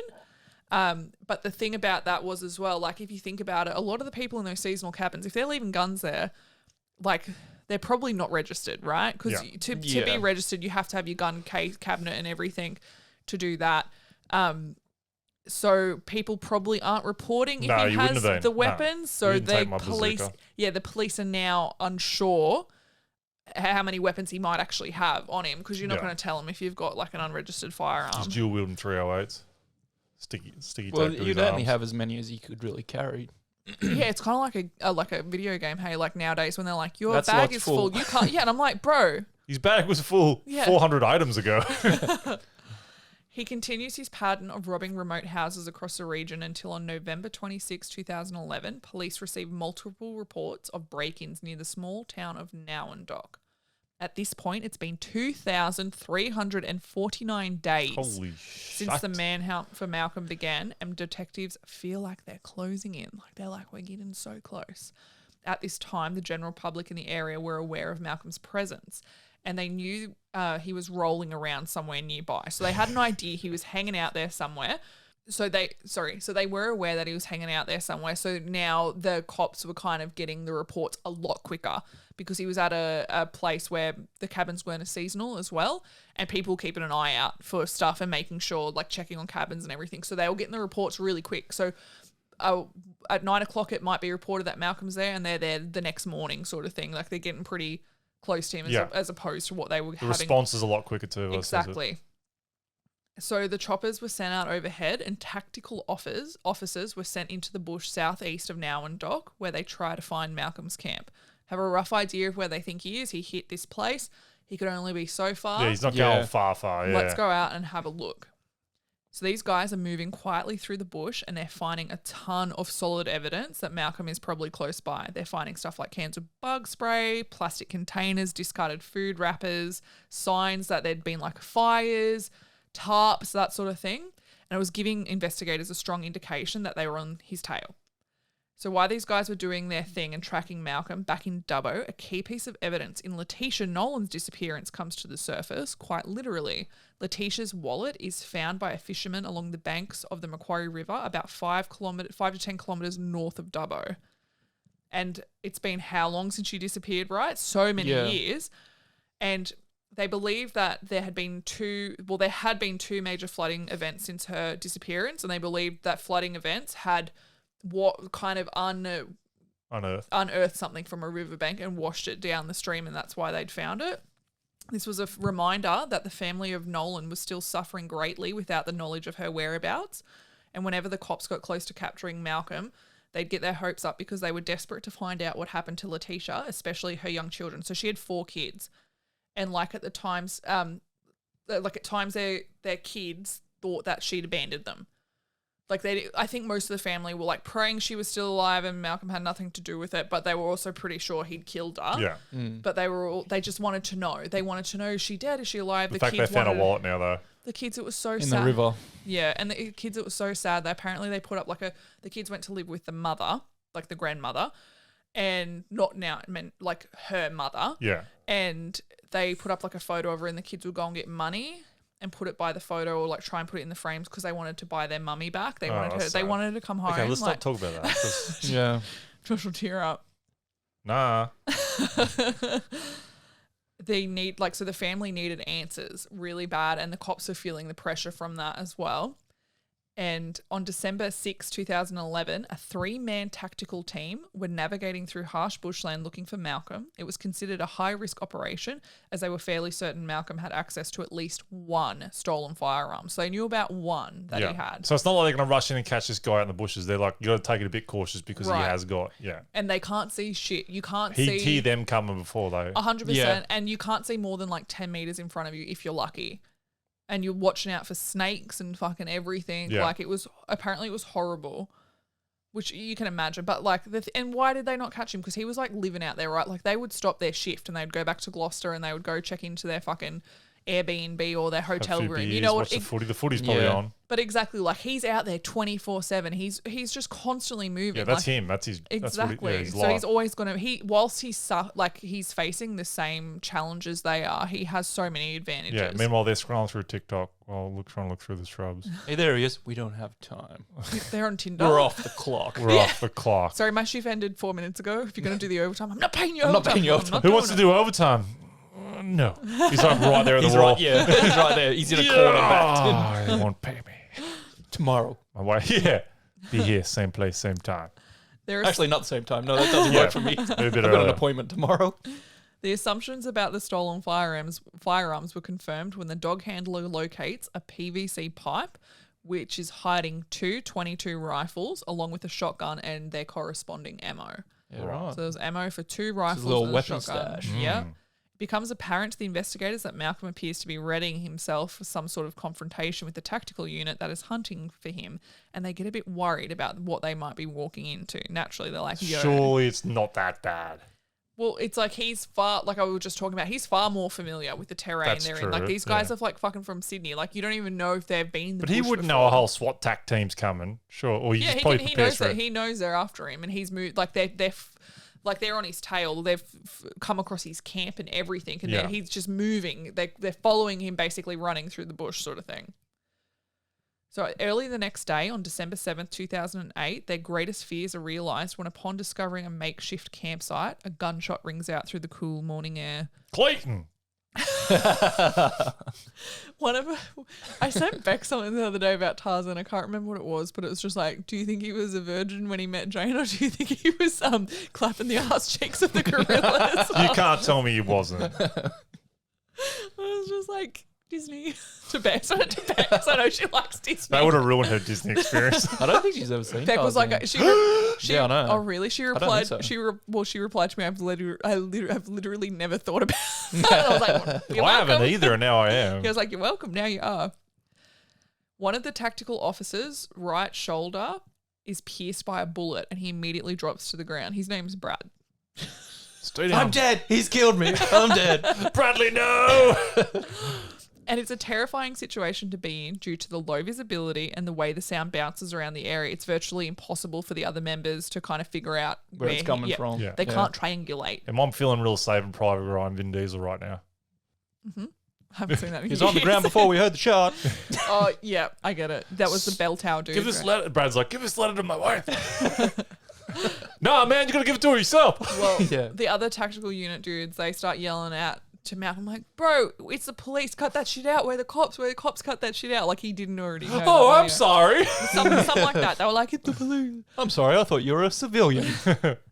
Let me just hand my weapon over. So the dude that was hit, Brad, no rest for the wicked. He's still got a job to do. He's been shot and he still has to His shoulders imploded. He still has to radio back to the home base and give them the coordinates. And apparently the reenactment that I watched, it was just so funny. They were like, oh, shots fired, man down, and they were in the tent and they were like, looking at each other, going, "Did you hear that? Do you want to? Huh? Can you say that again?" A fucking shoulder. And it was like Echo 1 to Alpha Leader or some fucking bullshit. And then they all just start taking their shirts off again. Yeah, Echo 1 to Alpha Leader. We work hard, we play hard. Disco ball comes out. This dude's like dying in the bush and they're doing that.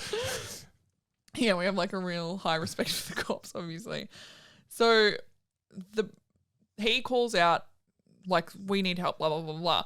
And then the other guys, they basically go and they shield Brad with their bodies until medics can come in and assist. Shield Brad. I'll be shielding me with Brad's body. He's already half shot. You're already gone. Why waste a perfectly good body when there's a half dead body there? Yeah. But they're like, yep. So the medics then come in because they're like, where's Malcolm in the trees? And the medics come in and he's airlifted out. He survives. Don't worry about him. And I don't think I was. they're able to I wasn't too use. concerned about Brad. They're able to use the dog to track Malcolm to a nearby creek where the trail goes cold. And over the next few days, they continue their search to no avail. Are you fucking kidding me? This is my favourite Are part. you? This Brad would dude- be so pissed. This dude must be fit as fuck, hey? Mm-hmm. You like Who fires you a climb shot? one hill at Turon, and you're just like, holy shit, I'm done for the day. He's resilient. Oh. Yeah, like I think he kind of low-key loves it. He's just like, Remember I chased those goats and we were exhausted when we Yeah. chased her? yeah. But it's like in Barrington as well. Like it's however above sea level. Like it's high. Yeah. He's probably being poisoned by leeches and he's got by ticks. But and he's done this for like how many years now? It's now 2011. Like his cardio would be through the roof. His butt cheeks, like his glutes would be like, Dude, his It'd be like- calves. He's like, I George- am the jungler. it'd be like George's Yeah. fistula, his butt cheeks. You ever going. seen like Armstrong after he'd done like the Tour de France or whatever, and his legs are like all cramped up? And Yeah, full of it. drugs. That's what it would be like. But this is my favorite part about everything. So now that he's shown he doesn't give a fuck about killing cops, the cops are mad. And they're stepping up their investigation.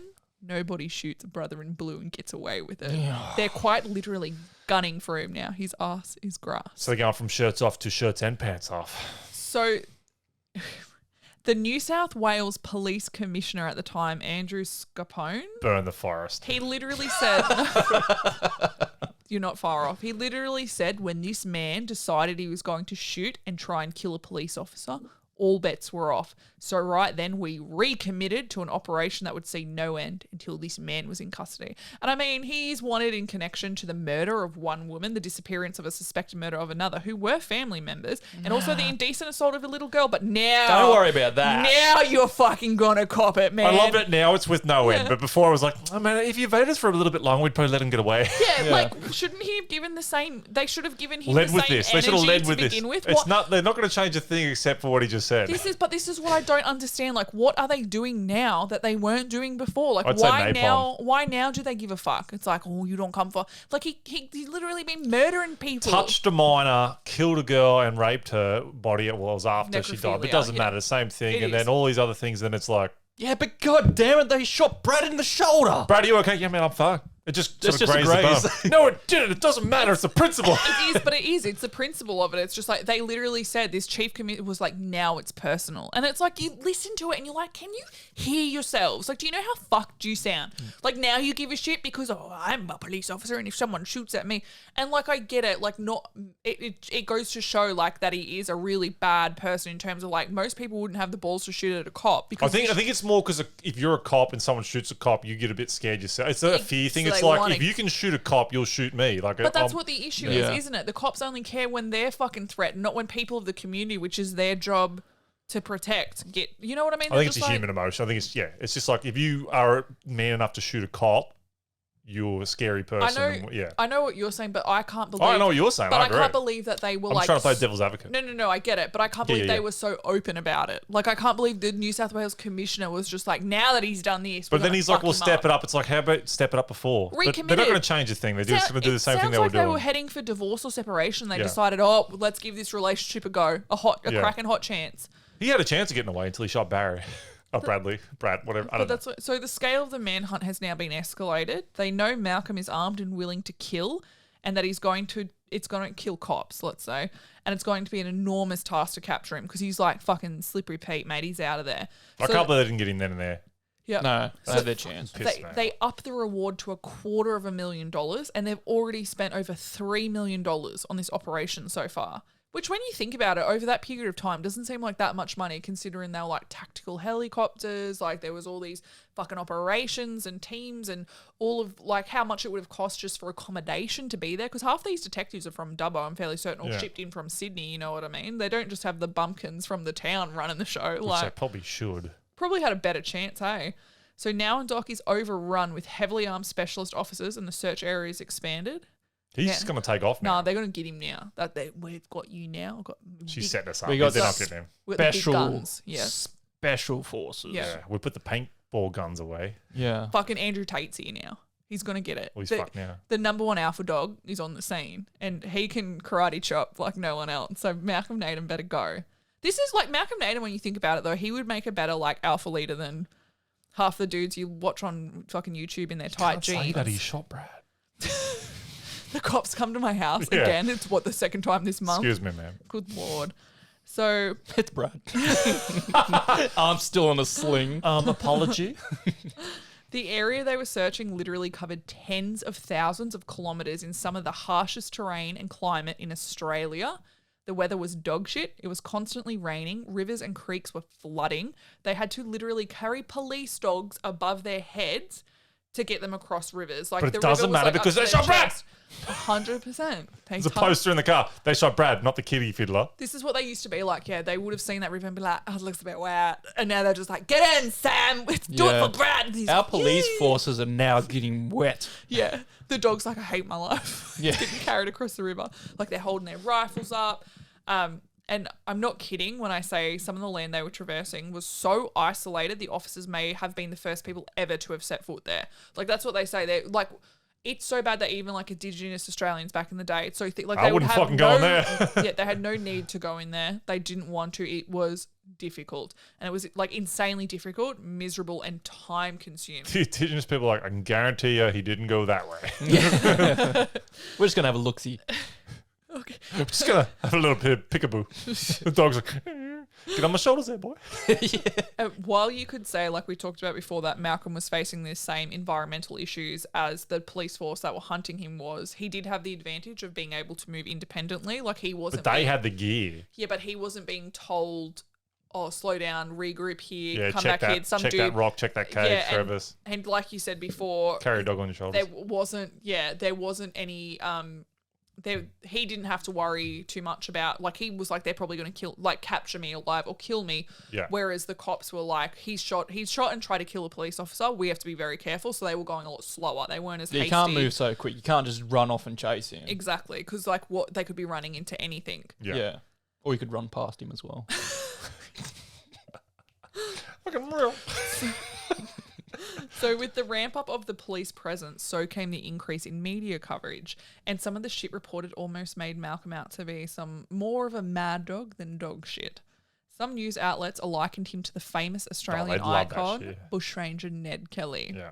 So you're Australian, you know Aussies fucking froth over Ned Kelly, right? Well, maybe more like the older But he was like an generation. Australian Robin Hood, though, whereas He this was guy's a a kitty fiddler. He was, yes, but it was widely underreported, his crimes, I guess, because even you were saying you didn't really hear much about what he'd done. You just heard about what he was kind of like, oh my God, how amazing is this dude? He's survived this long in the bush. Yeah. You know what I mean?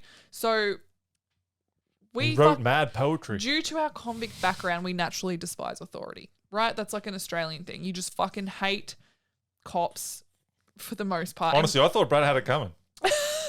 Ned Kelly, he kind of shone a light on a lot of the major issues within the predominantly English Yes. police force at the time. That's the difference. Yes, except Kelly rebelled as he was sick of the persecution his family and families like his were suffering at the hands of the corrupt and powerful hungry English. Yep, 100%. Whereas Malcolm was a murderous sex pest and literally committed unspeakable crimes on his own family members. Yep. But killing a cop still earn you some brownie points in the modern day. So everyone's Yeah. like, he tried to kill he attempted to kill a cop. So they're like, fuck yeah, Malcolm, get him, Malcolm. Run, Malcolm! Yeah, so from personal memory, like we're talking about, there was like some more disreputable media outlets that were kind of glossed over his suspected crimes and instead highlighted his incredible. They'd love it. They did, because it's a Imagine great story. Imagine the storyline of that. Yeah. Imagine Sky News today. Yeah. And instead highlighted his incredible ability to have evaded the police and survived in such a harsh and remote climate for as long as he did. Don't get me wrong, it is impressive. No one else was known to have achieved anything like it before, but he also wasn't a person worth celebrating or cheering on, which seemed to be the attitude some media outlets were trying to kind of cultivate towards Naden. There were people like in Nowandock and the surrounding towns in Barrington wearing shirts like, I wish Naden was in my bush, like all this kind of like, you know what I mean? Wow. There was like So he'd take his pants off. they had like the Naden special, which was like it's like a takeaway special, like eat and run, like sort of thing. Oh, that's actually well done. But they Like, did. that's But well done. people, That's great marketing. It really but is. people weren't taking it as seriously as they probably should have in Oh, terms of 100%, they were yeah. like, he's a cool dude. And some locals developed a begrudging respect for him. Others began to believe the police were picking on him and that they should just leave him alone. Like, leave him alone. He just wants to be out in the bush. He's done nothing. He's harmed no one. He's done That's what it's nothing. like. But Because they didn't know. because it was so underreported. They were like, yeah, he's done nothing. He just wants to be left alone. He's just been accused of a disappearance or something. Like, you're picking on him. How easy is it done? Yeah. But do you know what? In saying that as well, like, because they underreported it, like, you often hear a lot of stories of cops picking on people with fucking zero evidence, you know what I Yeah. mean? But like, he was a clear-cut case of, yeah, you did it. So people were skeptical, I guess, but they shouldn't have been. The media should have been more responsible with their reporting and given all the facts. It wasn't all outlets, but some of them, like you said, sensational story, right? Let's That dulls it down a little bit, doesn't it? Yes. So some people were like so into Malcolm, they were leaving out food for him, canned goods and everything, Fucking Santa. and other like useful items to help him evade the police. And this obviously really frustrated the investigators. Jetpack. They obviously weren't seeing Naden's true profile and the atrocities he'd committed. They weren't. So that's why they were doing it. Bet you feel like a fucking dingleberry now. Yeah. Like, detectives determined around 95 break-in enters in the area were likely attributed to Malcolm, since he first went on the run and had begun to notice a change in the way he would go about them. So he was getting sloppier. This made it easier for them to identify his presence and track him. So they're getting closer again. On December 20th, 2011, 2 weeks after Naden shot tactical police officer Brad, he breaks into a remote cabin in the small community of Nyangala. I don't know if I'm saying that right. Nyangala. No, it's Nigala. Because of Ningala? the, yeah. No, not Nin. Niang. No. Are you fucking with me? Yeah. Yeah, fuck you. I don't. He knows it every Yeah, but time. maybe you fucking visited it. Do you know what how I mean? know? Because he knows fucking nothing. So anything he tries to Work tell with you that something. theory. Josh is like, yep. Yeah, work with that theory. I knew as soon as I said it, he's like, well, he turns to you and he's like, yeah, I want to see a Okay, bug. it didn't take me long to be like, you're fucking with me. Thanks No, for but being seriously, so it is helpful. Nigala. You can't. How's it spelled? Nianfuc. You were close. You just had to do the GALA. That's what I said. Possibly in anticipation of potential visit from Malcolm, the owner of the cabin had actually set up homemade security systems. He was able to capture an image of a male holding a torch inside the premises at 9 p.m. that evening. The break-in was reported to the cops the following morning, but the specialist teams are already busy elsewhere looking for Malcolm. So 2 regular schmegular general duties police officers are sent out to have a look. So they probably fucking got more sense, to be Not the honest. tack, just the normal donut eating locals. Literally, Yeah. yeah. Fucking Chief Wiggum. Under normal circumstances with a break-in, you wouldn't expect the offender to remain in the residence, especially the next day. When they arrive, they immediately see signs of an intruder, so they crack out their ballistic vests and draw their weapons. You think that's a peephole there, Carl? There's a peephole there, Jim. Definitely. You smell toast? I smell I toast. smell toast. They each cover a side of the cabin. Fire, fire, fire! Shockingly, no. And one of the officers announces himself, like, police, open up, vibes. We know you're in there. Get out. Come on. And he begins approaching the front door. And both officers begin to hear, like, scurrying around inside the premises. Yeah, scampering. Fuck, I set an alarm. I swear I set an alarm. And what? He shot Brad! Get him! One of the officers spot a firearm leaning up against the outer wall of the place, less than a meter from the front door. That's fucking So crazy. Malcolm's obviously got into the place, put the firearm down out the front, and then entered, sort of thing, and forgot about it and left it right. He by has the got front sloppy, door. hasn't he? Super sloppy. Wow. They then see Naden approach the front door, making a beeline for the weapon, and one of the officers is saying, like, stop or I'll shoot. And he kind of he hesitated? He goes to, and they're like, dude, I'll fucking shoot you. Like, he goes to, and then he thinks That doesn't sound yeah. too good. Yeah. He thinks better of it, yeah, and he disappears Bullets back hurt. into the house. I saw Brad scream.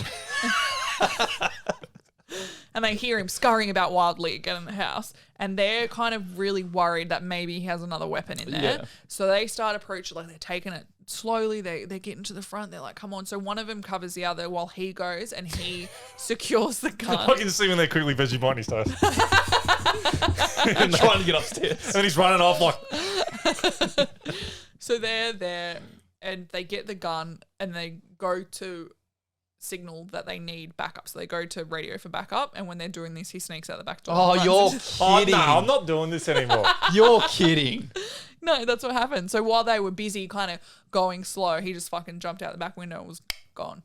Do you think he can get out the back? No, surely there's only one way into this house. Who's a window climber? To be fair, I guess they were addressing the biggest concern first. Was which them getting shot. Was him with that gun. They knew they needed Yeah, to but secure you the got to gun. cover all the house. Yeah. I don't know. We're not I know, cops. but he'd already kind of lunged for it, which gave them, they're like, if he gets that gun, like, we're in trouble sort of thing. So let's secure it, and then we'll, like, I guess... how I would think about that is, if there was a gun inside the house, why'd he come outside to grab the other gun? Yes. Why didn't he just grab the gun that was inside? True. Maybe he was looking... That's maybe why they heard all that noise, was him maybe looking for another firearm in there somewhere. He's still fucking I would have backed off, covered both sides of the house and waited for backup. Yeah. I would have Like, closed... kept like eyes on all the angles. Yeah. I would have stood at the front of the cabin. I would have closed my eyes. I would have held my gun this way, and I would have been like, bum, bum, bum, bum, bum, just start unloading into the cabin. Gangster style. Yeah. Just empty a clip into the cabin. And, and I would be a fucking hero amongst the cops. Yeah. Like, brave cop attempts to capture Malcolm For Brad. Brad, Kill shot, kill shot. Bad boys for life. when you kill him, you just go. "Gee." So the investigative team rock up and start processing the scene, and they find some risque. Incompetent cops. Yeah. Sorry, what do they find? They find some risque magazines, so some nudie mags, and more evidence of how he'd been surviving on the run. And they're also able to match the bullet recovered from Brad's shoulder to the gun Malcolm had abandoned out the front of the house. So they match. So maybe that's his last weapon. You know, that's what they're thinking. Maybe he doesn't have any more. The detectives were also able to gain some rare insight into his psyche, as surprisingly, the residents had access to the internet. And unfortunately for Malcolm, they now had access to his search history. Oh dear. How embarrassing. That's never good That's for the anybody. worst of these situations right now. He's in the forest going, shit! They assumed the first thing he would have looked up was his own name, but no, he went straight to porn. Yeah, that's fair. That's And it normal. was- Actually, it's not as bad as I thought it was going to be. No, it was like incesty porn, and it was like not like stepbro and stepmom, but like son and mum kissing, kissing cousins. Like full-on mum, yeah, not stepmom. No, it was like mum and son. So Yeah, it was that's like just messed some up. real nasty ass shit from the beloved bushranger. Oh god. He even searched kissing cousins, which is a little too on the nose So it's considering not like the charges he was facing. There was no like wallaby caught and dryer. No, Okay. it was just like nasty ass fucking vile porn. They also noticed he'd been slashing clothing and bedspreads, which was something they believed he was doing to vent his growing frustrations. Yeah, it would have been. Yeah, it was. Imagine the it was- feeling of like slashing a mattress or bed sheets yeah, or something. It was a demonstration of his anger. So based on all this knowledge, the cops come up with a relatively simple plan, right? Is it the box and the stick? It's close. It's really close. It is not. So he's been on the pretty on the right. Like we're not. It's a laptop with porn in the middle of the wilderness with a box. in a Crawls in there. Yeah. in a portaloo. Put in the ceiling of the portal. No, so they've been so close on his tail now, and he's just running. Like when he had to leave that cabin, he had to leave everything behind, pretty much. It just closed on his back, sort of thing. And they were going to lure him back to one of the cabins he'd already been at. They were going to stock it with his 3 favorite things: booze, bread, and boobies. I don't know about the booby part. I just thought because of the booze and the bread, like it went well together. Yeah. Right, thank you. He got. Do you know what that's? What's that called, Josh? What is that English technique called? What?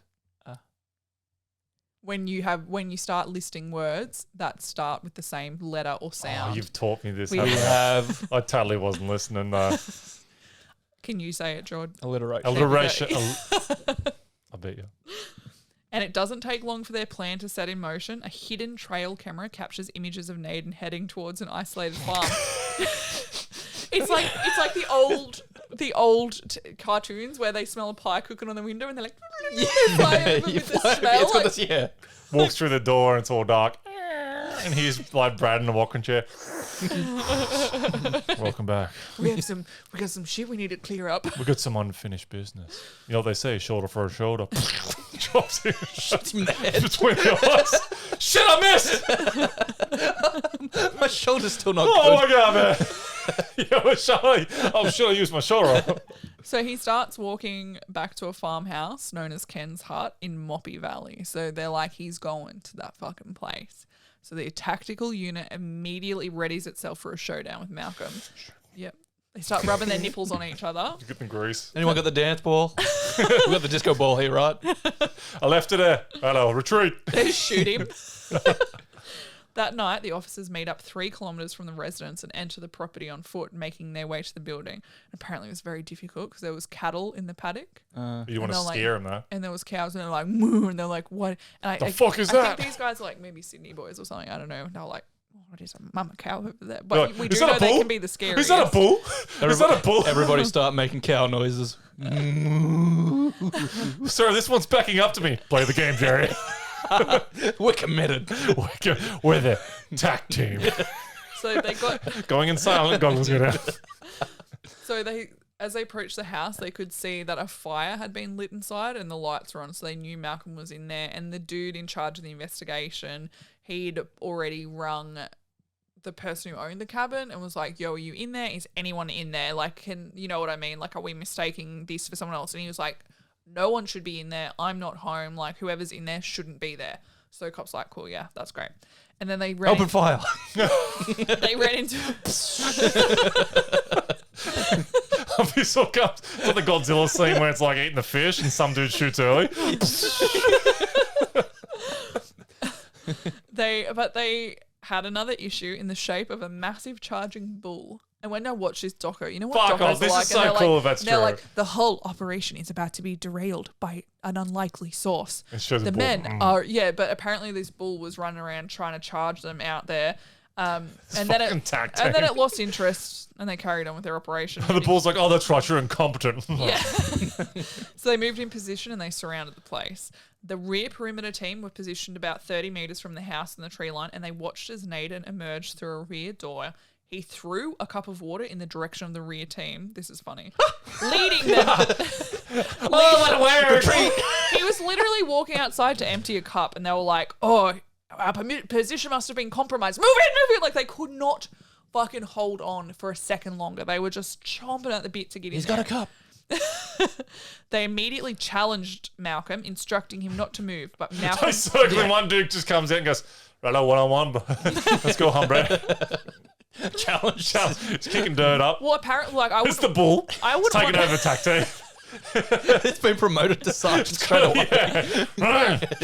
I wouldn't want to do that because remember he was a martial artist with a black belt. But apparently, I also had a story that he used to punch buckets of sand to get his hands tough. Yeah. Like that's like You realise if he wins that one-on-one fight, he doesn't win. I think he could fight all of them if he wanted to. If they all went one-on-one. All right, put him down. They just shoot him in the head. Okay, so he retreats back into the house and out the front door where he's met by the front perimeter team. Oh, Fuck, they got me surrounded now. So he- What is this? They've hurt. They're evolving. Side door. They look at him. I listened. And they light him up with torches, like the ones that are attached to their guns. They just lit him up. Just riddling with bullets. Torches on the guns. And this doesn't deter Malcolm. He's making a fucking run for it, but he doesn't get far and he's wrestled to the ground by tactical officers. bull. And then a police dog, the best boy ever, Chuck, he takes fucking hold of his leg. You're not going anywhere. Good boy, Chuck. Chuck's got him, guys. We can relax. He clamps down on it. He's going nowhere. And one of the cops commented that Malcolm seemed almost relieved to have been caught. They asked him, "Are you tired, Malcolm?" To which he replied, "Wouldn't you be? Been on the run for fucking 7 years." Oh, such a comment, eh? He just sounded, I love it. It's like so Aussie. He's just like, what do you fucking think, dickhead? True. Like, what if fucking, are you tired, Malcolm? No, I'm fucking invigorated. Loved Yeah. it. Went to the spa yesterday. Yeah. Like, what a dickhead. So on March 21st, Stupid question to it's ask. so fucking dumb. You look a bit tired. It's like when you ask a kid when they're sad, like, you tired, you need a nap. It's like you're trying to be sarcastic. Is Brad tired from having shoulder pain? It's like, you son of a bitch. So on March 21st, 2012, after 2,466 days on the run. That's crazy. So it was like 3 months shy of 7 years. 38-year-old Malcolm John Naden is finally apprehended. All the cops were obviously fucking frothing. Like the vibes were immaculate. Pure ecstasy. And it was really funny. Even one of the cops in the doco, he was talking about like, yeah, we'd got him, and like he had his face blacked out so you don't know who's talking. but he was one of the members of the tactical team. And he's like, and then here comes Mr. Fancy Investigator. Like, this is literally how he talks. And he opens the door and he's got his black shiny shoes and he steps straight down into a puddle. And it's like, yeah, you think that's like 1/100th of what we've been going through trying to catch this dude? And I'm like, you sassy little bitch. Yeah. I love you. Like, but it was like such a relatable thing of how everyone views their own boss sort of thing. Of like, we do all the hard work and you're fucking useless. And I thought it was really, really bitchy that the doco like included that as well. I would have like, cut that out. I know, I loved it though. Like I was just like, this is the best part of the whole doco. Him just shading his own people. Yeah. Like he didn't give a fuck that Brad got shot. No way. There were still so many questions surrounding Malcolm's crimes, and the homicide detective still had quite a hard task in front of them in eliciting some answers. So, you know, he's still got the missing cousin, right? What happened there? What really happened with Christy? What's going on? Letitia. Yes, Letitia's still missing. Shut up, Tina. Eat your food. That was random. No, Letitia. Laquishwa. Is it Laquishwa? My girlfriend Laquishwa. I'm not sure. I haven't seen Napoleon Dynamite Oh, in years. Napoleon Dynamite. Yeah. One investigator commented that during interviews, Malcolm came across as personable and quite articulate, which he found surprising since he'd had virtually no communication with people for almost 7 years. He wrote some pretty cool letters. I don't know. I feel like it's kind of like riding a bike. Yeah, he did. Nice smiles. It's kind of like riding a bike, really, like the English language. back on. Probably just talk to himself all the time. Yeah. Oh, I reckon you'd have to, wouldn't you? He just goes, hello. Oh my God, he speaks English. Or are those- 7 years of not saying anything at all. I feel like your voice wouldn't work that great because it's a muscle, really, isn't it, your voice box? So Malcolm's more than happy to talk at length about his time on the run and how he was able to survive for so long. But when the subject is changed to his likely involvement in the murder of Christy Scholes and the disappearance of Letitia Nolan and the attempted murder of Brad the cop, it's a different story and Malcolm shuts down. Gave nothing. When he is directly asked about these crimes, he responds every time with, I wish to remain silent. So they go, what happened to Chris? I wish to remain silent. What happened with Letitia? Can they not quite pin him on it? So Christie's, they probably will be able to easily. Letitia, though, they have nothing. Nothing on her, yeah. Except that he's killed Christy. He was wanted for indecent assault. So he's probably He'd last seen at that house. But he's happy to like talk about everything else. Because Going into cabins. He probably read newspaper articles and shit that he'd found about himself, and he was like, oh yeah, I'm like a hero, and look how good I am. Look what I did. He maintains this silence for over an hour, and then he kind of defrosts a little bit. And the investigators asked him if the gun he left behind at the front door of that cabin was the one he used in his attempt to murder Brad, and he confirms it was. So he's like, yeah, that was the gun. So you're basically just confirming that you did that. But this was kind of as far as they got that particular day, and interviews would continue for the next 5 months in order to get the information they need regarding his initial crimes. So Christy and Letitia's families were desperate for answers. Investigators needed Malcolm's confessions in order to solve the crimes, but he wasn't making it easy. So I guess you could have, if you were Malcolm, in terms of Christy's, you could have said, oh, like, my DNA was on her throat because we were hooking up behind my cousin's back or something like, you know what I mean? That's how like, I grabbed it. That's because we love to play the game, like choke each other. It's shit, but it can create plausible doubt or whatever it is. Like, so he really needs to. I'm so Right? sorry. It's okay. It's almost in. They have these two detectives that end up developing like a good relationship with him. So no one else is allowed to interview him except these two detectives. But they keep trying to get more information out of him and they can't. He ends up getting sent to Goulburn Supermax prison. And they come up with this idea. Like you said, he likes writing notes, right? So they're like, what if we give him a pen and paper and tell him to write down what happened? And he ends up writing a 25-page essay where he confesses to all charges, including the brutal murders of Christy and Letitia. So he did it. He did it. So he also confesses he was aiming for Brad's heart when he shot him and fully intended to kill him. He was like, I wanted him dead. And he also admitted if he hadn't been caught, he would have continued killing. And he also detailed what happened to Christy. Apparently she went to use the bathroom. And unbeknownst to her, he snuck up behind her while she was in there and strangled her from behind and then dragged her back into his bedroom and shut the door. And then he committed necrophilia on his corpse. And he also had commented to detectives that he was really disappointed that she didn't put up more of a fight. Fuck. Like he thought it would be more fun if she had. And this is where his mask kind of slips a whole bunch. I'm just texting B to let her know that I can't do it. She might be able to. It's okay. And he also revealed that what happened to his cousin Letitia, she had come to drop her kids off at a grandparent's house and he had kind of waited, like she went to get in a car to go to wherever she was going to run this errand, and he kind of was like, "Yo, can you give me a lift to the river?" Oh, you little slimy bugger! And this is what he says. He says that while they were driving, she asked him about the indecent assault, like she brought it up, and that enraged him, so he strangled her. But he got in the car before they even took off. He got in the car behind her, so he sat directly behind the driver's seat. That's weird. Which that is fucked up, scary. So weird. And why not the passenger seat? Like, that's so rude to sit in the back when someone's giving you a lift somewhere. I wouldn't even do it with people I trust. I'm like, I don't know behind me. So he sat there, but he reckons she brought up the indecent assault, and that's why he killed her. He flew into a fit of rage and strangled her from behind. But they reckon that maybe he already premeditated it because of the position of where he'd hopped into the car.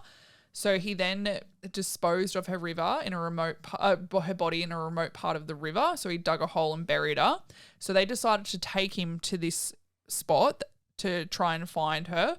And he said the investigator said the whole interaction was super disturbing. Like, he felt genuine fear of Malcolm because when they got there, he had like this look of delight on his face, and he was like enjoying the memory of what he'd done to his cousin. And he told detectives how after killing Letitia, he drove her body to Butler's Falls, a remote area of the river, and he proceeded to dig a hole 3 meters from the waterline in the sand. He then dismembered her body and buried her on the riverbank. And it was very obvious to them that he'd enjoyed doing it. He enjoyed talking about what he had done. The memory of it and reminiscing, he enjoyed all of it. Like, he was very happy, and like he was very creepy and disturbing to them, like how much he enjoyed doing it. And then they searched for it, and at this time they didn't find Letitia's remains, and the family were informed, and they were obviously really devastated because they thought maybe Malcolm was lying, you know what I mean? But then on a side note, in 2016, it wasn't included in this doco because it's older than that, but in 2016, her femur bone was found by a bushwalker less than 2 meters from the initial location given by Malcolm as the burial site, which caused further devastation to the family who had been hoping Malcolm had been lying about it. Yeah. And now they knew for sure she was dead. And then on your birthday, Josh, on the 14th of June, this is sad. 2013. Brad, come out of hospital and recovered. No, even better. Supreme Court Judge Justice Derek Price describes Malcolm Naden's crimes as cold-blooded and merciless before giving him a life sentence. Yeah. And then he also gets like 30 years on top of that or some shit for attempting to kill Brad. You get 30 years on top of a life sentence for trying to kill Brad. Well, you get sentenced for each crime. Isn't it crazy you get 30 years for... I know it's bad to attempt to kill a police officer, but that's a lot of time. Yeah, because that's all they care about. Yeah, I guess it. That's what we were talking about like before. Like, it's Don't the same you get like around the same for murdering someone? Yeah. Or you get manslaughter a lot of the time. Like, yeah, I think murdering a cop's like different. Like, it's because because if you don't put a harsher penalty on murdering, everyone will be doing it. And they're the ones that are always in that situation. Yeah, I guess so. Malcolm's grandparents never returned to their house in Bumblegumby Road, whatever it was. They're in prison. So they'd lived there for a good boy. They lived there for over 40 years, and they never returned, and they died before his sentencing, but went to their graves knowing that I think they died before he was actually captured, and they went to their graves knowing the abhorrent crimes their grandson had committed against his own family. But some family members speculated that his grandparents died from a broken heart, spending their last days agonizing over the demise of their family. But even at their deaths, they continued to believe Malcolm was innocent. His pop even went so far to say that he believed whoever killed Christy and Letitia had also murdered Malcolm. Even though they had found his DNA, even though they had photos of him at the cabins and everything when they were still alive, he was like, Malcolm would never. Like, that's massive denial, isn't it? This is how I feel like this is how you create people like Malcolm, is just like you never make them be responsible for their actions. Yeah, no accountability. No accountability. You explain everything away, and you end up breeding these little fucking entitled brats who think that the world's their oysters because their parents have promised it. And then when the girl that they like turns them down, they go and shoot up a school. Yeah, they don't know how to react. No, and people say, oh, it's bullying. And I'm like, minorities are the most bullied people on this earth, and you don't fucking see them shooting them up. It's always the dudes that didn't get the girl that wouldn't talk to them, or like that they feel entitled to something because they would promise their whole life that they were amazing and they would get it, and when they don't know how to process that, and they fucking... That's how they process it. Yeah, 7 years in the run. With his true nature now exposed, Malcolm Naden was no longer hailed as a hero or seen as the modern-day bushranger the media had Everybody's first suggested he their was. shirts, zipping up the jackets. Instead, he was now seen for the monster he really was. And after years of living in one of the most pristine and vast environments in Australia, he was now destined to live the rest of his pathetic life in a 2x3 metre concrete cell right where he belongs. Yeah. The end. Yeah. And Josh has got to go because he forgot to drop his kid off at training. Well, it's like, yeah. We're real I drops, thought it was people. 4:30, but it's 4 o'clock apparently. Just one Yeah. last thing on that. How lucky was that chick that was staying at that retreat by herself? She could have easily been one of them. She was If he very got that, close. if he got that door open, she'd be dead. Yeah. I reckon. Yeah, I reckon. Yeah, Like, same. I think that's the fact that door held up is the only reason she's Because alive. he would have opened it and she might have scared him, but he wouldn't have been running the other way then. No. He'd be like, I'm already in here. yeah. But it was like you said, it was escalating there with her, and like Yeah. she easily could have been a victim. yeah. yeah. And I mean, if you see such shit, fucking report it. Because what's the worst thing that can happen? The cops come and go, I don't know, and then leave. Like, you know what I mean? Like, at least you did something about it instead of just letting this rage and do. Yeah, I Shouldn't agree. victim blame, but you know what I mean? Like, fuck me. I like Josh's take better. Chase him down and take his Scare the pants off. fuck you take. Start doing things to him that you think he'd do to you. And then ask him, why are you scared of me? Why did you run? He's like, look, bro, look what you're doing to me right now. He's trying to kick you off. Well, No one's going to hear you out here. Might have the tables turned. How the turns have tabled. Well, no worries. We hope you enjoy this episode, and remember to like and subscribe if, what I just said. Yep. Yep. And we'll Yep. see you all next week. See you guys. Right, see you later. Bye.